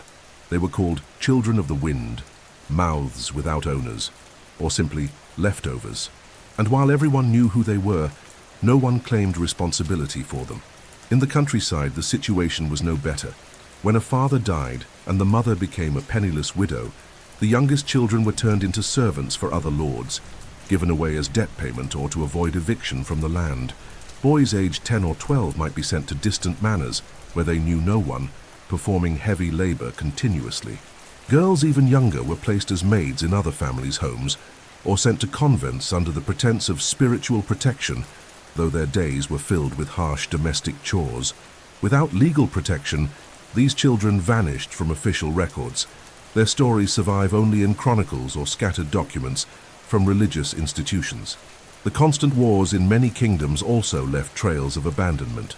Marching armies would destroy entire villages, taking fathers, brothers, and crops. The surviving children were either gathered by religious groups or captured by human traffickers. Some were sold as lifelong servants, taken to faraway regions and never seen again. Others became petty thieves, sneaking through alleys to steal food. Some, marked by hunger and sorrow, offered themselves for work in exchange for a bed and bread, and were easily exploited by employers who, under the guise of generosity, imposed cruel routines and disproportionate punishments. The word exploitation did not yet exist as a legal or ethical concept, but the reality was the same. Child suffering was quietly normalized. The Church, despite its discourse on charity and compassion, lacked the infrastructure to care for all these children. Convents and orphanages received a few but demanded immediate discipline, physical labor, and religious obedience. In many cities, lay brotherhoods tried to distribute soup and clothing to abandoned children, especially during plagues or winter. But these efforts, while valuable, were mere stopgaps. The broader social structure remained indifferent to childhood vulnerability. For most adults, these children were not seen as victims, but as inevitable elements of the medieval landscape. Their presence in alleys and marketplaces was met with a mixture of pity and contempt, as if they were to blame for their own misery. Even harsher was the fate of those with physical deformities, illness, or disabilities, rejected even by places of refuge. These children, deemed useless, could not perform manual labor. Some were pushed into street theater, exhibited as curiosities, or taught tricks to draw public sympathy. Others survived however they could, crawling through market stalls, begging in the name of saints, or feigning illness to move passers-by. Many fell victim to urban violence, sexual assault, or were recruited into criminal schemes. And yet, they endured. They lived, or tried to. This portrayal, though grim, is necessary. It reveals that in the Middle Ages, child labor was not a single, uniform experience. There were layers, contexts, and realities, ranging from protected learning to brutal servitude. The child was not seen as a being in development, but as a cog that needed to function, and if it failed, it was discarded. And even when the work appeared voluntary, it was almost always the only available path in a world that offered little besides obligation and hunger. In the Middle Ages, being a child without a family was, more often than not, a sentence to invisibility. Child abandonment was a frequent phenomenon, triggered by war, plague, extreme poverty, and in some cases by moral or social reasons, such as births out of wedlock or physical deformities. Unlike the modern view, in which abandonment evokes compassion and institutional response, the medieval world saw these small beings wandering through streets, fields, or convent gates as a byproduct of its very social structure. They were nobody's children, and to survive, they had to quickly become something useful to adults. Apprentices without masters, servants without contracts, helpers without pay, silhouettes without names. The absence of family ties turned these small bodies into available property, disposable labor. Many newborns were left at the doors of monasteries, convents, and churches, wrapped in rags or placed in wicker baskets, sometimes with notes written by illiterate hands containing only crosses or saints' names. The clergy called these children expositi. Some religious orders cared for them, baptizing them with standardized names like Benedictus, Innocentius, or Maria, and raising them within monastic routines, quickly integrating them into daily chores, lighting candles, sweeping cloisters, tending gardens, carrying water jugs. However, most shelters had limited resources. Once the child grew out of infancy, they became a burden to the institution and were sent off as servants to noble houses, urban workshops, or distant farms, working in exchange for food and shelter. The ties were weak, often verbal, and abuse was common. For those not taken in, complete abandonment remained. Children as young as 4, 5, or 6 could be seen sleeping on church steps, in public fairs, or in stables, clothed in rags, barefoot, their eyes already forgetting what a mother's embrace felt like. Some formed groups, spontaneous child brotherhoods united by necessity. They begged for food, sang for coins, stole fruit, offered help in exchange for scraps. These children lived on the margins of society, feared and scorned in equal measure. They were called stone boys or gutter rats, sons of Cain. Frequently they were blamed for theft or curses, and even executed for minor offenses.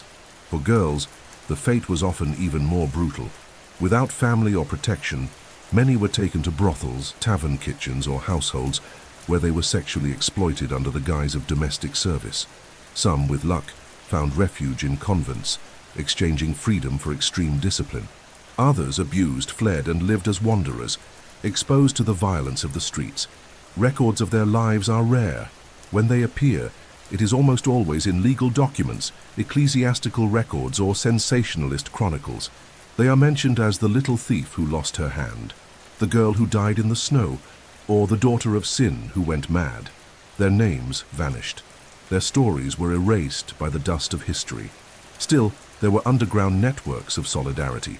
Some poor women took in abandoned children as wet nurses or maids. Certain artisans taught their trades to orphaned boys in exchange for free labor. Folk healers, midwives, herbalists passed on knowledge to orphaned girls as a means of protection. In some regions of France and Italy, peasant communities organized themselves to share the care of orphans during crises, creating informal systems of temporary adoption. Though limited, these acts reveal that even within an indifferent system, compassion found its cracks. Authorities, however, viewed these children as a public problem. Some kingdoms attempted to pass laws requiring landowners or guild masters to take in orphans and teach them a trade. But in practice, these laws were rarely enforced. During times of plague or war, the number of orphans grew so rapidly that any attempt at regulation became impossible. The dead piled up in cemeteries, and the living learned to endure. Children taught themselves in the harshest way possible, surviving one more day, enduring winter, avoiding punishment, hiding their tears. The figure of the orphan in the Middle Ages represents the most acute expression of the collapse of social protection. It reveals that when the system failed, and it failed often, it was the smallest and most defenseless who bore the weight of the crisis. And in this context, labor was both a survival tool and a means of domination. A child without father or mother was, above all, an available force, and their story, though forgotten in official history books, laid the silent foundation for many of the structures that shaped medieval Europe. When hunger overcame shame, when cold triumphed over fear, and when loneliness became unbearable, many medieval children found crime to be the only possible path to continue existing. It wasn't a moral or rational choice, it was an inevitable reaction to circumstance. Stealing, cheating, deceiving, or running away became part of a survival instinct in a world that offered very little and demanded everything. And although they were small, fragile, and often incapable of fully understanding their actions, these children were treated as adults before medieval justice. They received harsh punishments, exemplary sentences, and were frequently subjected to forced labor, imprisonment, or physical punishment, all in the name of order, discipline, and the salvation of their souls. Cities were the main stage for this criminalization of children. In crowded markets, noisy fairs, and dark alleyways, hungry boys and girls would steal fruit, bread, cloth, coins, or basic tools. Some acted alone. Others formed small groups, true child gangs, that used signals, distractions, and escape routes. Their boldness was built on urgency. Many knew they would be caught but had no alternatives, and when they were, the treatment they received was almost always inhumane. Punishment varied depending on the mood of the lord, magistrate, or local cleric. Some ordered public floggings, others imprisoned them for days without food, and some branded them with hot irons as a reminder of their transgression. Records from medieval courts often reveal cases of children accused of theft, blasphemy, disobedience, or vagrancy. A 10-year-old boy might be sentenced to carry stones for wall construction for months. An 8-year-old girl accused of theft could be sent to a convent for forced labor in the laundry or kitchen. The notion of legal irresponsibility for minors, that a child cannot be held criminally accountable, simply didn't exist. The church might recognize the spiritual innocence of children, but secular justice treated them as capable of crime and therefore punishable. Age was mostly ignored. What mattered was the severity of the act and the damage to the property owner. In some cities, such as London, Paris, or Florence, rudimentary detention structures emerged where children shared cells with adults. In these prisons, they suffered abuse, mistreatment, hunger, and disease. Some died within days, others survived, and upon release were already socially marked as offenders, making a return to ordinary life nearly impossible. Those who escaped jail were often used for degrading labor, trash removal, sewer cleaning, mud extraction from rivers, or unloading carts. Punishment was often disguised as re-education, but in reality, it was just another form of exploitation. The church, while preaching forgiveness and redemption, reinforced the idea that suffering purified the soul. Children who committed minor offenses were forced to confess, fast, walk barefoot to shrines, or carry crosses in processions as acts of penance. These practices had symbolic meaning, but also served a social function, exposing the child to public scrutiny as a lesson in correction. In convents, girls accused of bad conduct could be forced to shave their heads, wear dark clothing, and live in silence for weeks. For boys, punishments included prolonged fasting, hard labor, or long sessions of kneeling prayer on stones. Even so, there were people who stood up for these children. Some Franciscan monks, for instance, advocated compassion and shelter. There are records of religious figures adopting young offenders, teaching them trades and integrating them into monastic life. Some Italian cities created small shelters for underage offenders, offering them a last chance at social integration. But such initiatives were rare, isolated, and fragile in the face of a rigid structural system, the prevailing standard remained one of severe punishment, with labor as a means of correction. Many of these children, as they grew into adolescence, remained trapped in the cycle of crime and punishment. They became prematurely hardened adults, marked by suffering and exclusion. Some became professional pickpockets working for urban mafias. Others fled to the wilderness, becoming wanderers, beggars, or mercenaries, and others simply vanished. Their names did not appear in the history books, but their bodies supported bridges, altars, walls, boats, and cathedrals. They were shadows of medieval childhood, erased by necessity, punished by poverty, forgotten by history. The great tragedies of the Middle Ages, famine, plague, and war, not only took lives but also reshaped the social fabric, brutally redefining the role of children in the world of labor. When the countryside was invaded by armies, when markets dried up due to food shortages, or when churches rang funeral bells without pause during an epidemic, adults died, fell ill, or fled. And amid the collapse, the children who survived had to fill the void left by those who were gone. What was once a gradual process, the transition from childhood to work, became an urgent necessity. Tragedy accelerated everything. What once took years to learn now had to be mastered in days. The child's body, still fragile, was thrown into labor as the last resource of mutilated families, abandoned villages and cities silently bleeding. The great famines, such as the ones that struck Europe between 1315 and 1317, devastated crops, destroyed livestock, and brought entire families to their knees. With food scarcity, thousands of peasants migrated to cities in search of work and thin soup. Children were the first to be seen as extra hands, not for agricultural production, but for street tasks, carrying flour sacks, fetching firewood, lighting ovens, preparing soup in religious institutions. In return, they received crumbs. Some, out of desperation, ate dirt, tree bark, or dry dung. The child's body, already thin in normal times, turned to skin and bone, and even so, they kept working, because stopping meant dying. The Black Death, which began spreading through Europe in 1347, deepened this scenario.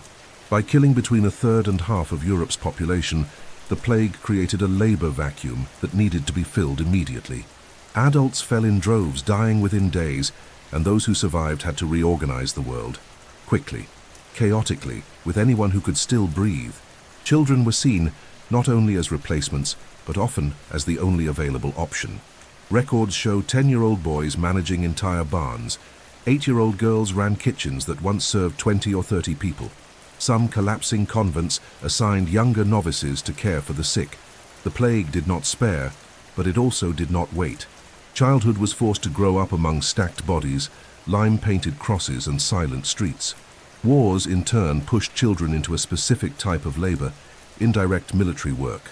On battlefields and in besieged towns, boys were used as messengers, weapon carriers, drummers, and horse tenders. Some, even younger, helped dig trenches, collect projectiles, or light night fires. Armies, driven by urgency and scarcity, used whatever was at hand, including children. Meanwhile, girls were tasked with tending to the wounded, preparing meals, washing bloody cloths, and cleaning weapons. Many were taken as servants by soldiers, subjected to exhausting routines and often sexual violence. There was no protection, no mediation. In times of war, the rule was survival, and the child's body was just another resource. With so much human loss, many feudal lords temporarily relaxed the rigidity of their systems. The need to produce led to greater acceptance of early improvised labor, but this acceptance came not with mercy, but with demand. Orphaned or unaccompanied children were taken in and immediately absorbed into the productive system. There was no time for mourning, no time for adjustment. Death moved too fast, and in the absence of everything else, labor was the only way to go on. Records from the time include accounts of entire communities, made up mostly of youths and children, trying to rebuild life after outbreaks of plague or barbarian invasions. Many of these miners organized themselves into primitive cooperatives, sharing harvests, rotating work shifts, and teaching each other the techniques their parents once used. But these forms of silent resistance were fragile. A harsher winter, a new feudal lord, or a foreign troop was enough to bring everything crashing down again. The natural and human catastrophes of the Middle Ages functioned as accelerators of maturity. They erased stages, Where there should have been school, there was a forge. Where there should have been play, there was a bucket of boiling water. Where there should have been crying, there was silence. And when everything returned to normal, these children were no longer children. They had become small adults, hardened by urgency, scarred by trauma, and made invisible by history. Even while immersed in exhausting work routines, medieval children left deep marks on the popular culture of the time. They were everywhere, in markets, fields, monasteries, castles, and silently they were also present in the whispered bedtime tales, the songs sung while spinning wool, the improvised games squeezed between tasks, and even in the images decorating tapestries and manuscript margins. The working medieval childhood, though subjected to regimes of obedience and exploitation, resisted culturally. It created, narrated, sang, symbolized. It produced art with whatever was at hand: clay, rags, words, rhythm. And through these cultural fragments, almost never recorded by scribes, these children told the world they existed, even when no one was listening. One of the most powerful forms of expression was choral song. Work songs, often repetitive and almost hypnotic, accompanied daily tasks like spinning wool, harvesting vegetables, sweeping floors, or carrying buckets. These songs had simple melodies, adaptable lyrics, and rhythms synced with the body. Some were religious, invoking saints to protect against fatigue. Others were subtly satirical, mocking lords, bosses, or priests. And there were purely childish ones, invented on the spot, using sounds, rhymes, and absurd imagery to distract from the burden of the day. Through singing, the child wasn't just entertained. They positioned themselves in time, marking the boundaries between task and pause, between order and invention. Folk tales, orally transmitted by old peasants, midwives, mothers, and wet nurses, were also part of a child's education. Around the fire after a day's work, stories would emerge of wolves devouring lazy children, girls defeating monsters with needles, or orphans outwitting the devil with cleverness. These tales were not mere distractions. They functioned as moral codes, pedagogical tools, and above all, emotional escape valves. In them, hard work was often rewarded with love or freedom, and cunning overcame brute strength. These were narratives that mixed fear, humor, and hope, passed down from generation to generation, never written down. The listening child saw themselves reflected in the hungry hero, the protective sister, the boy fleeing a cruel master. In illuminated manuscripts, especially those produced in monasteries, marginal drawings, known as drolleries, sometimes depict humorous or fantastic scenes with children. These illustrations, made by monastic scribes with a touch of irreverence, show children fighting geese, carrying pots larger than themselves, or being chased by pigs. Though not the focus of religious texts, these images capture moments of humanity that escape the main pages. It's likely many of these monks had been oblates in their own childhood, and that these drawings were a veiled way of remembering, mocking, or honoring the childhood they lived under the rules of silence. In rural villages, spontaneous play was also common, although always subordinate to work time. A single pause was enough for games with stones, ropes, animal bones, or seeds to arise. Boys simulated tournaments with sticks and wooden shields. Girls braided each other's hair, pretending to hold weddings or funerals. Some games had songs, others were just miming or running. There were no ready-made toys, but imagination was abundant. And even under the watchful eyes of adults, these games played a vital role. They organized emotions, relieved the body, reinforced bonds. They were breaths of childhood in a routine that allowed little room for dreaming. In many regions of Europe, folkloric characters associated with the world of children emerged. The bogeyman, for example, had different names and forms. In some cultures, he was an old man with a sack who took disobedient children. In others, a night spirit punishing the lazy. These figures were used by adults as tools of control, but were also appropriated by children in their songs and games. Similarly, patron saints of children, like Saint Nicholas, began to gain popular narratives blending faith and legend, offering an idealized image of care amid a harsh reality. Children were also present in popular festivals, such as spring celebrations, harvest fairs, and holy days. On these occasions, even the poorest could wear improvised costumes, sing publicly, receive sweets, participate in religious plays, or watch street performers. In some regions, there were even parades led by child kings or riddle contests among the young. These festivities didn't erase daily suffering. but they created, even briefly, a symbolic rupture where children were celebrated, not just used. Finally, medieval popular culture preserved the echo of child labor in proverbs and sayings. Phrases like, "He who doesn't work early dies poor," "A quiet girl learns to spin," or "The good apprentice surpasses the master," circulated as unquestionable truths.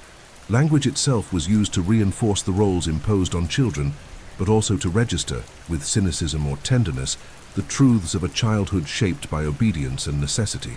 Within the mental and social structure of the Middle Ages, child labor was not merely tolerated, it was seen by many as virtuous. The idea that a child could be useful from an early age was linked to desirable qualities such as discipline, humility, honor, and belonging to the collective. For peasants, artisans, nobles, and clergy alike, early work was not a misfortune to be avoided, but a natural stage in the formation of the individual. There was no division between life and labor. To live was to work, and the earlier this sense of duty emerged, the more respected the child became within their community.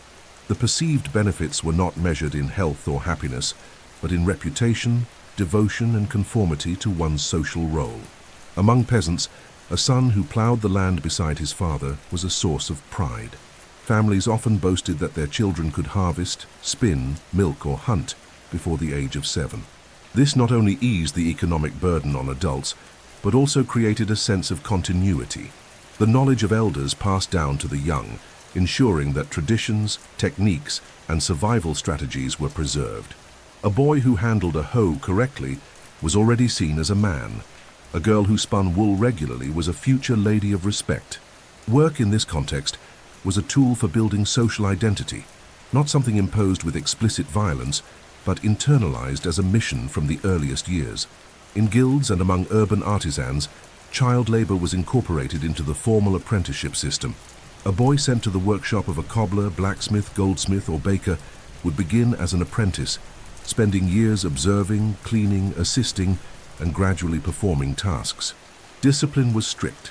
Mistakes were punished, but the process was seen as an honor. Being accepted by a master meant that the child had value. At the end of the training, the youth could become a journeyman, and one day a master, receiving official permission to open his own shop. It was a long and grueling path, but considered prestigious. By learning a trade, the child gained not only technical skills, but a recognized social identity, a place in the world that gave them belonging. For girls, learning to spin, sew, prepare food, or care for children was also seen as an investment in honor. A young woman who knew how to keep a home was more valued in marriage proposals and respected in her village. Mothers took pride in daughters who were clean, skilled, and discreet. This appreciation of female child labor shaped expectations and behavior early on. Even in the poorest families, there was effort to teach girls to cook frugally, keep the house tidy, and embroider with care. Work conferred virtue, and virtue upheld the moral order of the community. In the religious world, child labor was also legitimized as a form of devotion. Oblate children given to monasteries lived routines of prayer, sacred reading, manuscript copying, gardening, and cleaning liturgical spaces. Monks saw this as spiritual training. By submitting the child's body to austere routine, they believed the soul was being educated. Obedience, silence, and humility were viewed as divine gifts, and many accounts praise young monks or novices for their diligence and discipline. The idea of being saved through work was taken seriously, and even physical suffering was interpreted as spiritual purification. Another important aspect was community integration. By working alongside adults, children were embedded in complex social networks. They learned to negotiate, obey hierarchies, respect schedules, and develop a sense of responsibility. This interaction reinforced emotional bonds, transmitted collective values, and strengthened the cohesion of the village, manor, or neighborhood. A working child was a child seen by the community, unlike the idle one, who was considered dangerous, useless, or cursed. Work, even exhausting, was a bridge to inclusion, while inactivity was seen as deviance, risk, or rebellion. Even though these perceptions differ vastly from modern understandings of childhood, it is important to grasp them within their historical context. The Middle Ages lacked systems of public education, child mental health care, or protective legislation. Work was the means by which a child became a person. The absence of choice was compensated by a sense of belonging, and the perceived benefits of early labor, honor, utility, respect, shaped an entire worldview where childhood was, above all, a functional stage of existence. While in the Middle Ages, child labor was enveloped in ideas of honor, virtue, and belonging, it came at an immense cost. The child's body and mind were the first to deteriorate. Although adults viewed early labor as a path to moral and social development, what occurred in practice was the silent erosion of entire childhoods. Behind the calloused hands, cracked heels, and prematurely curved backs, there were stories of chronic pain, irreversible injuries, emotional breakdowns, and often premature death. Yet these consequences were rarely acknowledged as a problem. Accidents were dismissed as mishaps, physical collapse as lack of grit, and aggressive or withdrawn behavior was blamed on disobedience or lack of fear of God. Children's pain was made invisible, normalized, and even romanticized as part of the path to maturity. In agricultural environments where many children spent long hours under the sun plowing fields, harvesting crops, feeding animals, or carrying heavy loads, accidents were frequent. Sharp tools severed fingers, heavy plows crushed feet, agitated animals knocked down and trampled small helpers. It was common for boys to lose parts of fingers or suffer fractures that were never properly treated. Infections spread rapidly, especially with no access to medical care, and many children died from fevers caused by simple wounds. Others could not endure the exhaustion worsened by malnutrition. Those who survived bore the marks: twisted limbs, impaired vision, or respiratory issues caused by dust and constant exposure to cold and moisture. In urban workshops, where labor was more technical, danger took on different forms but was no less intense. Children in forges and smithies worked with fire, molten metal, heavy tools, and toxic fumes. A single mistake could lead to severe burns, deep cuts, or crushed limbs. Baker apprentices frequently suffered burns from stone ovens. Those who worked with leather inhaled harmful chemicals. In dyeing workshops, boys and girls dipped fabrics into steaming cauldrons, handling toxic compounds without any protection. Repetitive movements, poor posture, and disproportionate physical effort led to joint pain, spinal deformities, and chronic muscle fatigue, all before the age of 12. Domestic service, especially for girls, introduced a different kind of wear and tear. Beyond long hours, there was emotional pressure, blind obedience, humiliating punishments, constant surveillance, and in many cases, physical and sexual abuse. Girls who made mistakes in the kitchen, at the loom, or during cleaning duties were beaten, starved, or locked up for hours. Many developed anxiety, depression, or selective mutism. Others, victims of sexual violence by masters or guests, carried invisible scars that no one sought to understand. The idea that children should learn through pain created an environment where punishment was seen as a teaching tool and resistance as sin. From a psychological standpoint, the consequences of child labor were deep, though largely ignored. Children subjected to public humiliation, corporal punishment, sleep deprivation, and constant pressure internalized feelings of guilt, worthlessness, and fear. Some became aggressive, replicating the violence they experienced. Others withdrew, developing apathetic or submissive behaviors. Many, marked by traumatic losses, siblings' deaths, extreme punishments, accidental mutilations, exhibited symptoms consistent with what we now call post-traumatic stress. But in the Middle Ages, these symptoms were labeled as demonic possession, sorrow of the soul, or whimsy. Children who cried too much were subjected to long prayers, corrective fasts, or icy baths. Emotional pain was punished, not comforted. The bodies of these children ultimately became records of violence. There were even popular terms used to describe deformities associated with early labor, such as smith's hand, weaver's spine, or milker's knee. These expressions normalize the damage, stripping it of any implication of abuse. The child who bore the burden of labor in their bones was paradoxically praised as strong, and those who became ill or couldn't keep up were labeled weak, unworthy, or, in the worst cases, cursed. There was no room for the idea that a child's body needed care, rest, or joy. The ideal was to be useful and to endure. Despite this grim reality, traces of these sufferings appear in the accounts of sensitive monks, rudimentary physicians, and keen observers of the time. Some manuscripts discreetly denounce the excessive demands placed on children, and there are descriptions of recurring ailments in apprentices, such as oven fever, novice's rib, or dyer's lung.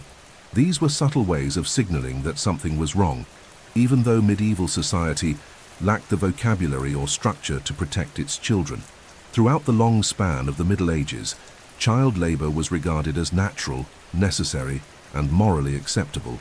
However, as Europe approached the end of the medieval period, a few voices, isolated and discreet, began to cast doubt on this supposed normality.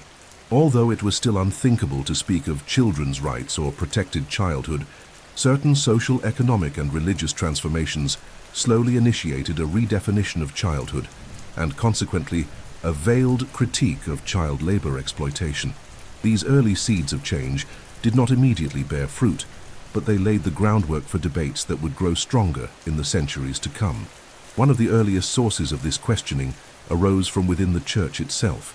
Some monks and theologians began to reflect in treatises and sermons on the need to treat children with more compassion, inspired by the Christian doctrine of love and charity. Writings by thinkers like Thomas Aquinas, though not explicitly condemning child labor, emphasized the moral and spiritual formation of children, opening space for a new sensitivity toward childhood.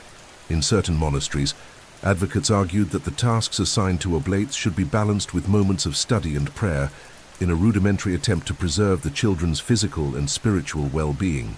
This marked the beginning of a more careful perspective, still limited but significant. Another front of change came with the development of medieval universities. As formal education became institutionalized, the idea emerged that learning, not just manual labor, could be a legitimate path for a young person's development. Universities in Paris, Bologna, Oxford, and Salamanca began to admit young students, many under the age of 14, who came not to labor with their hands but to study theology, philosophy, law, or medicine. While the vast majority of poor children remained outside this system, the mere fact that some youths were being valued for their intellect pointed to a break in the traditional link between childhood and labor. Knowledge began, however timidly, to compete with toil. The urban and commercial revival of some regions in Europe also helped challenge traditional models. As cities expanded, new forms of labor organization emerged, some more flexible, others more brutal, and with them the perception grew that not all children were suited for, or should be forced into, the same conditions as adults. Some craftmasters began to limit the number of hours apprentices could spend on strenuous tasks. This shift wasn't driven by compassion, but by the realization that early exhaustion hindered learning and productivity. The practice was still exploitative, but it opened space for regulations that centuries later would become laws protecting children in the workforce. Travelers, merchants, and chroniclers from the late Middle Ages documented the hardships of children in mines, plantations, and ports. In some texts, these sufferings were not just described, they were lamented. The boy carrying stones or the girl fainting while spinning wool began to be seen even briefly as fragile, wronged, or wasted beings, rather than merely useful hands. In certain contexts, such as chronicles from 14th century Italian cities, there are records of public outcry when children died under brutal circumstances. Such indignation was rare, but it demonstrated that long-standing customs could be questioned. From the 15th century onward, particularly with the rise of humanism, a new view of the human being began to emerge, one that included a re-evaluation of childhood. Thinkers like Erasmus of Rotterdam argued in their writings that education should be the foundation of child development, strongly criticizing excessive physical punishment and ignorance as pedagogical tools. While still a perspective largely restricted to the literate elite, the idea that children needed to be nurtured, cared for, and protected began to gain traction in some social segments. It was a quiet rupture, but a promising one. It's important to understand that these shifts did not mark the end of child labor. Far from it. In rural areas, especially, very little changed until the dawn of modernity. But these small cracks in the dominant discourse gradually made it possible for new questions to be asked. What is a dignified childhood? What does society owe its youngest members? When does labor exceed acceptable limits? These questions were not answered during the Middle Ages, but they were planted, and the modern world, which inherited the structures of the past, was ultimately forced to confront them head-on. The end of the Middle Ages did not mark the end of child labor. In fact, what followed was a brutal transition, a shift from the countryside to the city, from the hoe to the machine, from feudal obedience to industrial logic. While in the medieval period, child labor was woven into the traditional social fabric, embedded in peasant families, artisan workshops, and convents, modernity introduced a new form of exploitation, more mechanized, more invisible, more alienating.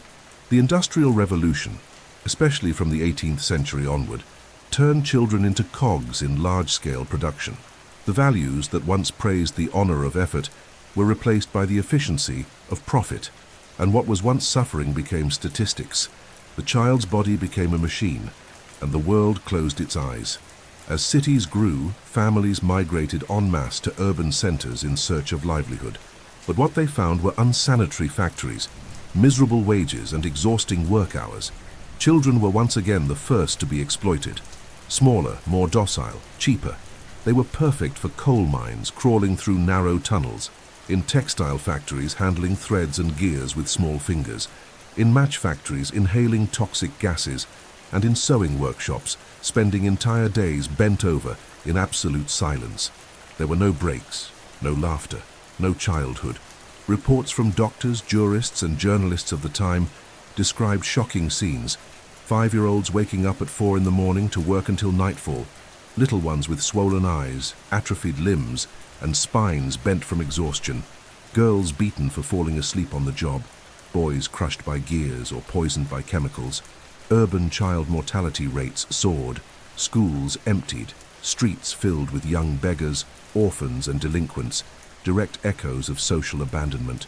Child labor, now institutionalized by industry, was no longer defended in the name of honor, but tolerated in the name of progress. And in that context, progress meant wealth for a few and misery for many. Yet it was in this same horrific setting that the first modern movements to defend childhood emerged. Social reformers, religious figures, and politicians began denouncing the inhumane conditions in factories. Laws were proposed and slowly approved to limit working hours, ensure school attendance, and protect minors. England led the way with its Factory Acts.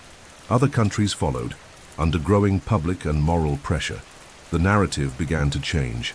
The child was now seen not only as a future worker, but as a subject with rights. Education became mandatory. Childhood finally began to be recognized as a time that needed protection.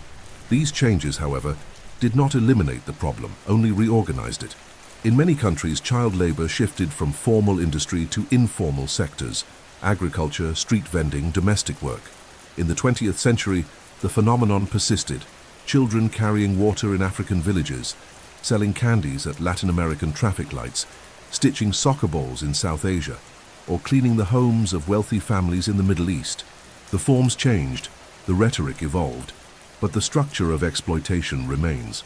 Today, international organizations like the UN and the ILO have established strict standards against child labor, and many countries have specific laws to combat it. But reality remains challenging.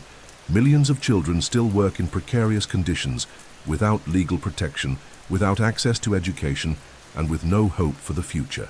Globalization has created new forms of exploitation, often disguised as helping the family or economic contribution. And the same discourse of necessity that justified child labor in the Middle Ages continues to be used in the 21st century to explain the persistence of the problem. At this point, we must look to history, not as a dead archive, but as a mirror.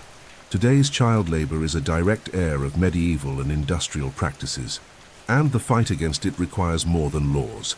It requires cultural transformation, poverty eradication, the strengthening of public systems, and above all, a profound change in how we see children. They are not resources, not extensions of family effort, not productive gears. They are people in development, and history, if it has taught us anything, is that ignoring this truth comes at a devastating human cost. We have now entered the 21st century, armed with international treaties, human rights conventions, legislative advances, and discourses that reaffirm, across nearly every country, the idea that every child has the right to education, leisure, and protection against exploitation. And yet reality imposes an uncomfortable truth. child labor persists. It persists in poor neighborhoods, in agricultural fields, in clandestine warehouses, in the kitchens of major cities, in remote forests, and even in the hidden layers of the digital industry. It persists not by oversight, but because it remains functional to a system that, despite proclaiming to protect children, is still structured on deep inequalities. Understanding the current state of child labor means confronting a multifaceted, globalized problem that is increasingly difficult to trace, precisely because it hides beneath layers of informality, omission, and social convenience. According to recent data from the International Labour Organization, more than 160 million children worldwide are still in child labor situations, and over half of them are involved in hazardous activities. This means that despite legislative progress, the number of children deprived of a dignified childhood remains alarming. Most of them are concentrated in sub-Saharan Africa, followed by Asia and Latin America. But make no mistake, wealthy countries also harbor pockets of invisible child labor, especially among undocumented immigrants, ethnic minorities, and marginalized populations. The problem is not merely regional, it is structural. The root causes remain the same as in the Middle Ages: extreme poverty, social inequality, lack of effective public policies, and cultures that normalize early labor as a sign of responsibility. In many communities, removing a child from school to work is not seen as violence, but as a necessary evil. When the plate is empty, a child's income becomes vital. When there's no daycare, they care for their siblings. When there's no transport, they accompany their parents to the fields.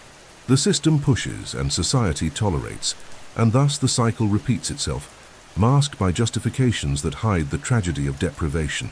Another challenge today is invisible child labor, which doesn't appear in official statistics, but shapes the lives of millions of children. Unpaid domestic work, exploitation within the family, informal activities in peripheral neighborhoods, and favors that replace employment contracts. Girls who cook, clean, look after siblings, wash clothes, and are still called helpers. Boys working in mechanic shops, welding businesses, bars, or as street vendors, without contracts, without registration, without protection. They are everywhere, but no one sees them. Or worse, people see them, but don't report it. The digital era has opened up new frontiers of exploitation. Online child labor, whether in content creation, data mining, or service sales, easily escapes traditional legislation. Children working as influencers, for example, are often controlled by adults profiting from their image. Others are used in click schemes, likes, and disguised marketing.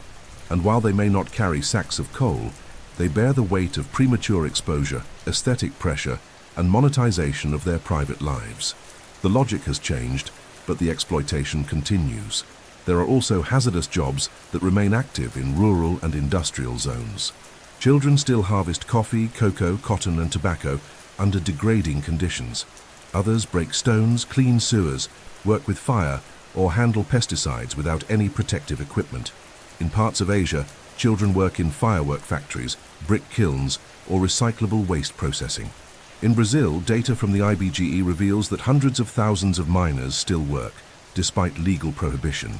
The COVID-19 pandemic made everything worse. Schools closed, incomes fell, and child labor rose again after years of decline. Fighting this reality requires more than words of outrage. It demands investment in quality public education, the creation of real income alternatives for families, expansion of social protection networks, systematic action against informality, and a deep cultural shift that removes from the collective vocabulary the idea that working young builds character. Character is built with affection, knowledge, dignity, and opportunity, never through exploitation. Throughout this script, we have traveled through millennia of history, descending through the alleys of forgotten fiefdoms, crossing stone workshops, silent convents, smoky factories, open fields, and digital basements. And in every corner of this journey, we found a constant: the presence of working children. Their hands gripping hoes, needles, hammers, instruments, tools, and more recently, cell phones. In different eras, languages, clothing, and political regimes, they have always been there, sometimes with pride, sometimes with tears, but almost always invisible to the eyes of official history. Now, as we close this narrative, we are compelled to ask the question that runs through all of time. Why do we allow childhood to be sacrificed in the name of necessity? The Middle Ages did not know the modern concept of childhood. A child was, above all, a body to be shaped by faith, by fear, by duty, and that mold was filled with labor. It was what was expected of a good son, of a good girl. To learn the father's trade, care for siblings, spin yarn with the mother's hands. In that logic, to work was to live, to belong, to be someone. But over time, that model began to show its cracks. Children became ill, died, broke down emotionally, and gradually some voices began to denounce the price of that normality. It was not a swift process. It took centuries of resistance before the idea finally emerged that childhood needed to be preserved, not sacrificed. The modern world, with its constitutions and treaties, recognized that value. But even today, centuries after the first protective laws, reality shows us that child labor is still alive, just disguised. It has changed its clothing, learned new languages, migrated to other platforms. But it still steals from children what should be untouchable: time. Time to grow, to play, to make mistakes without punishment, to learn without pressure, to imagine without exhaustion. And the loss of that time is the most silent form of violence, because it leaves no visible bruises, but compromises an entire future life. History teaches us that fighting child labor requires more than laws. It requires constant vigilance, because there will always be those who try to exploit it under noble pretexts. Tradition, necessity, culture, merit. It also requires humility to recognize that part of this violence is rooted in us, in the phrases we repeat, in the attitudes we tolerate, in the judgments we make about poor families, single mothers, or boys on the street. True change begins when we stop romanticizing early hardship and start building a world where childhood is not the price of survival. We must recognize that childhood is not a luxury. It is a right as essential as food or housing. Protecting childhood is protecting the foundation of any healthy society. It is ensuring that the adults of tomorrow are not just survivors, but whole human beings with imagination, affection, memory, and dreams. Because a world that steals childhood from its children is, in truth, burying its own hope for the future. When we look back at the little peasants of the 12th century, the girls cloistered in convents, the boys in industrial mines, and today's exhausted young influencers, we understand that the thread connecting them is not the labor, but the lack of choice. And it is against that lack of choice that we must fight.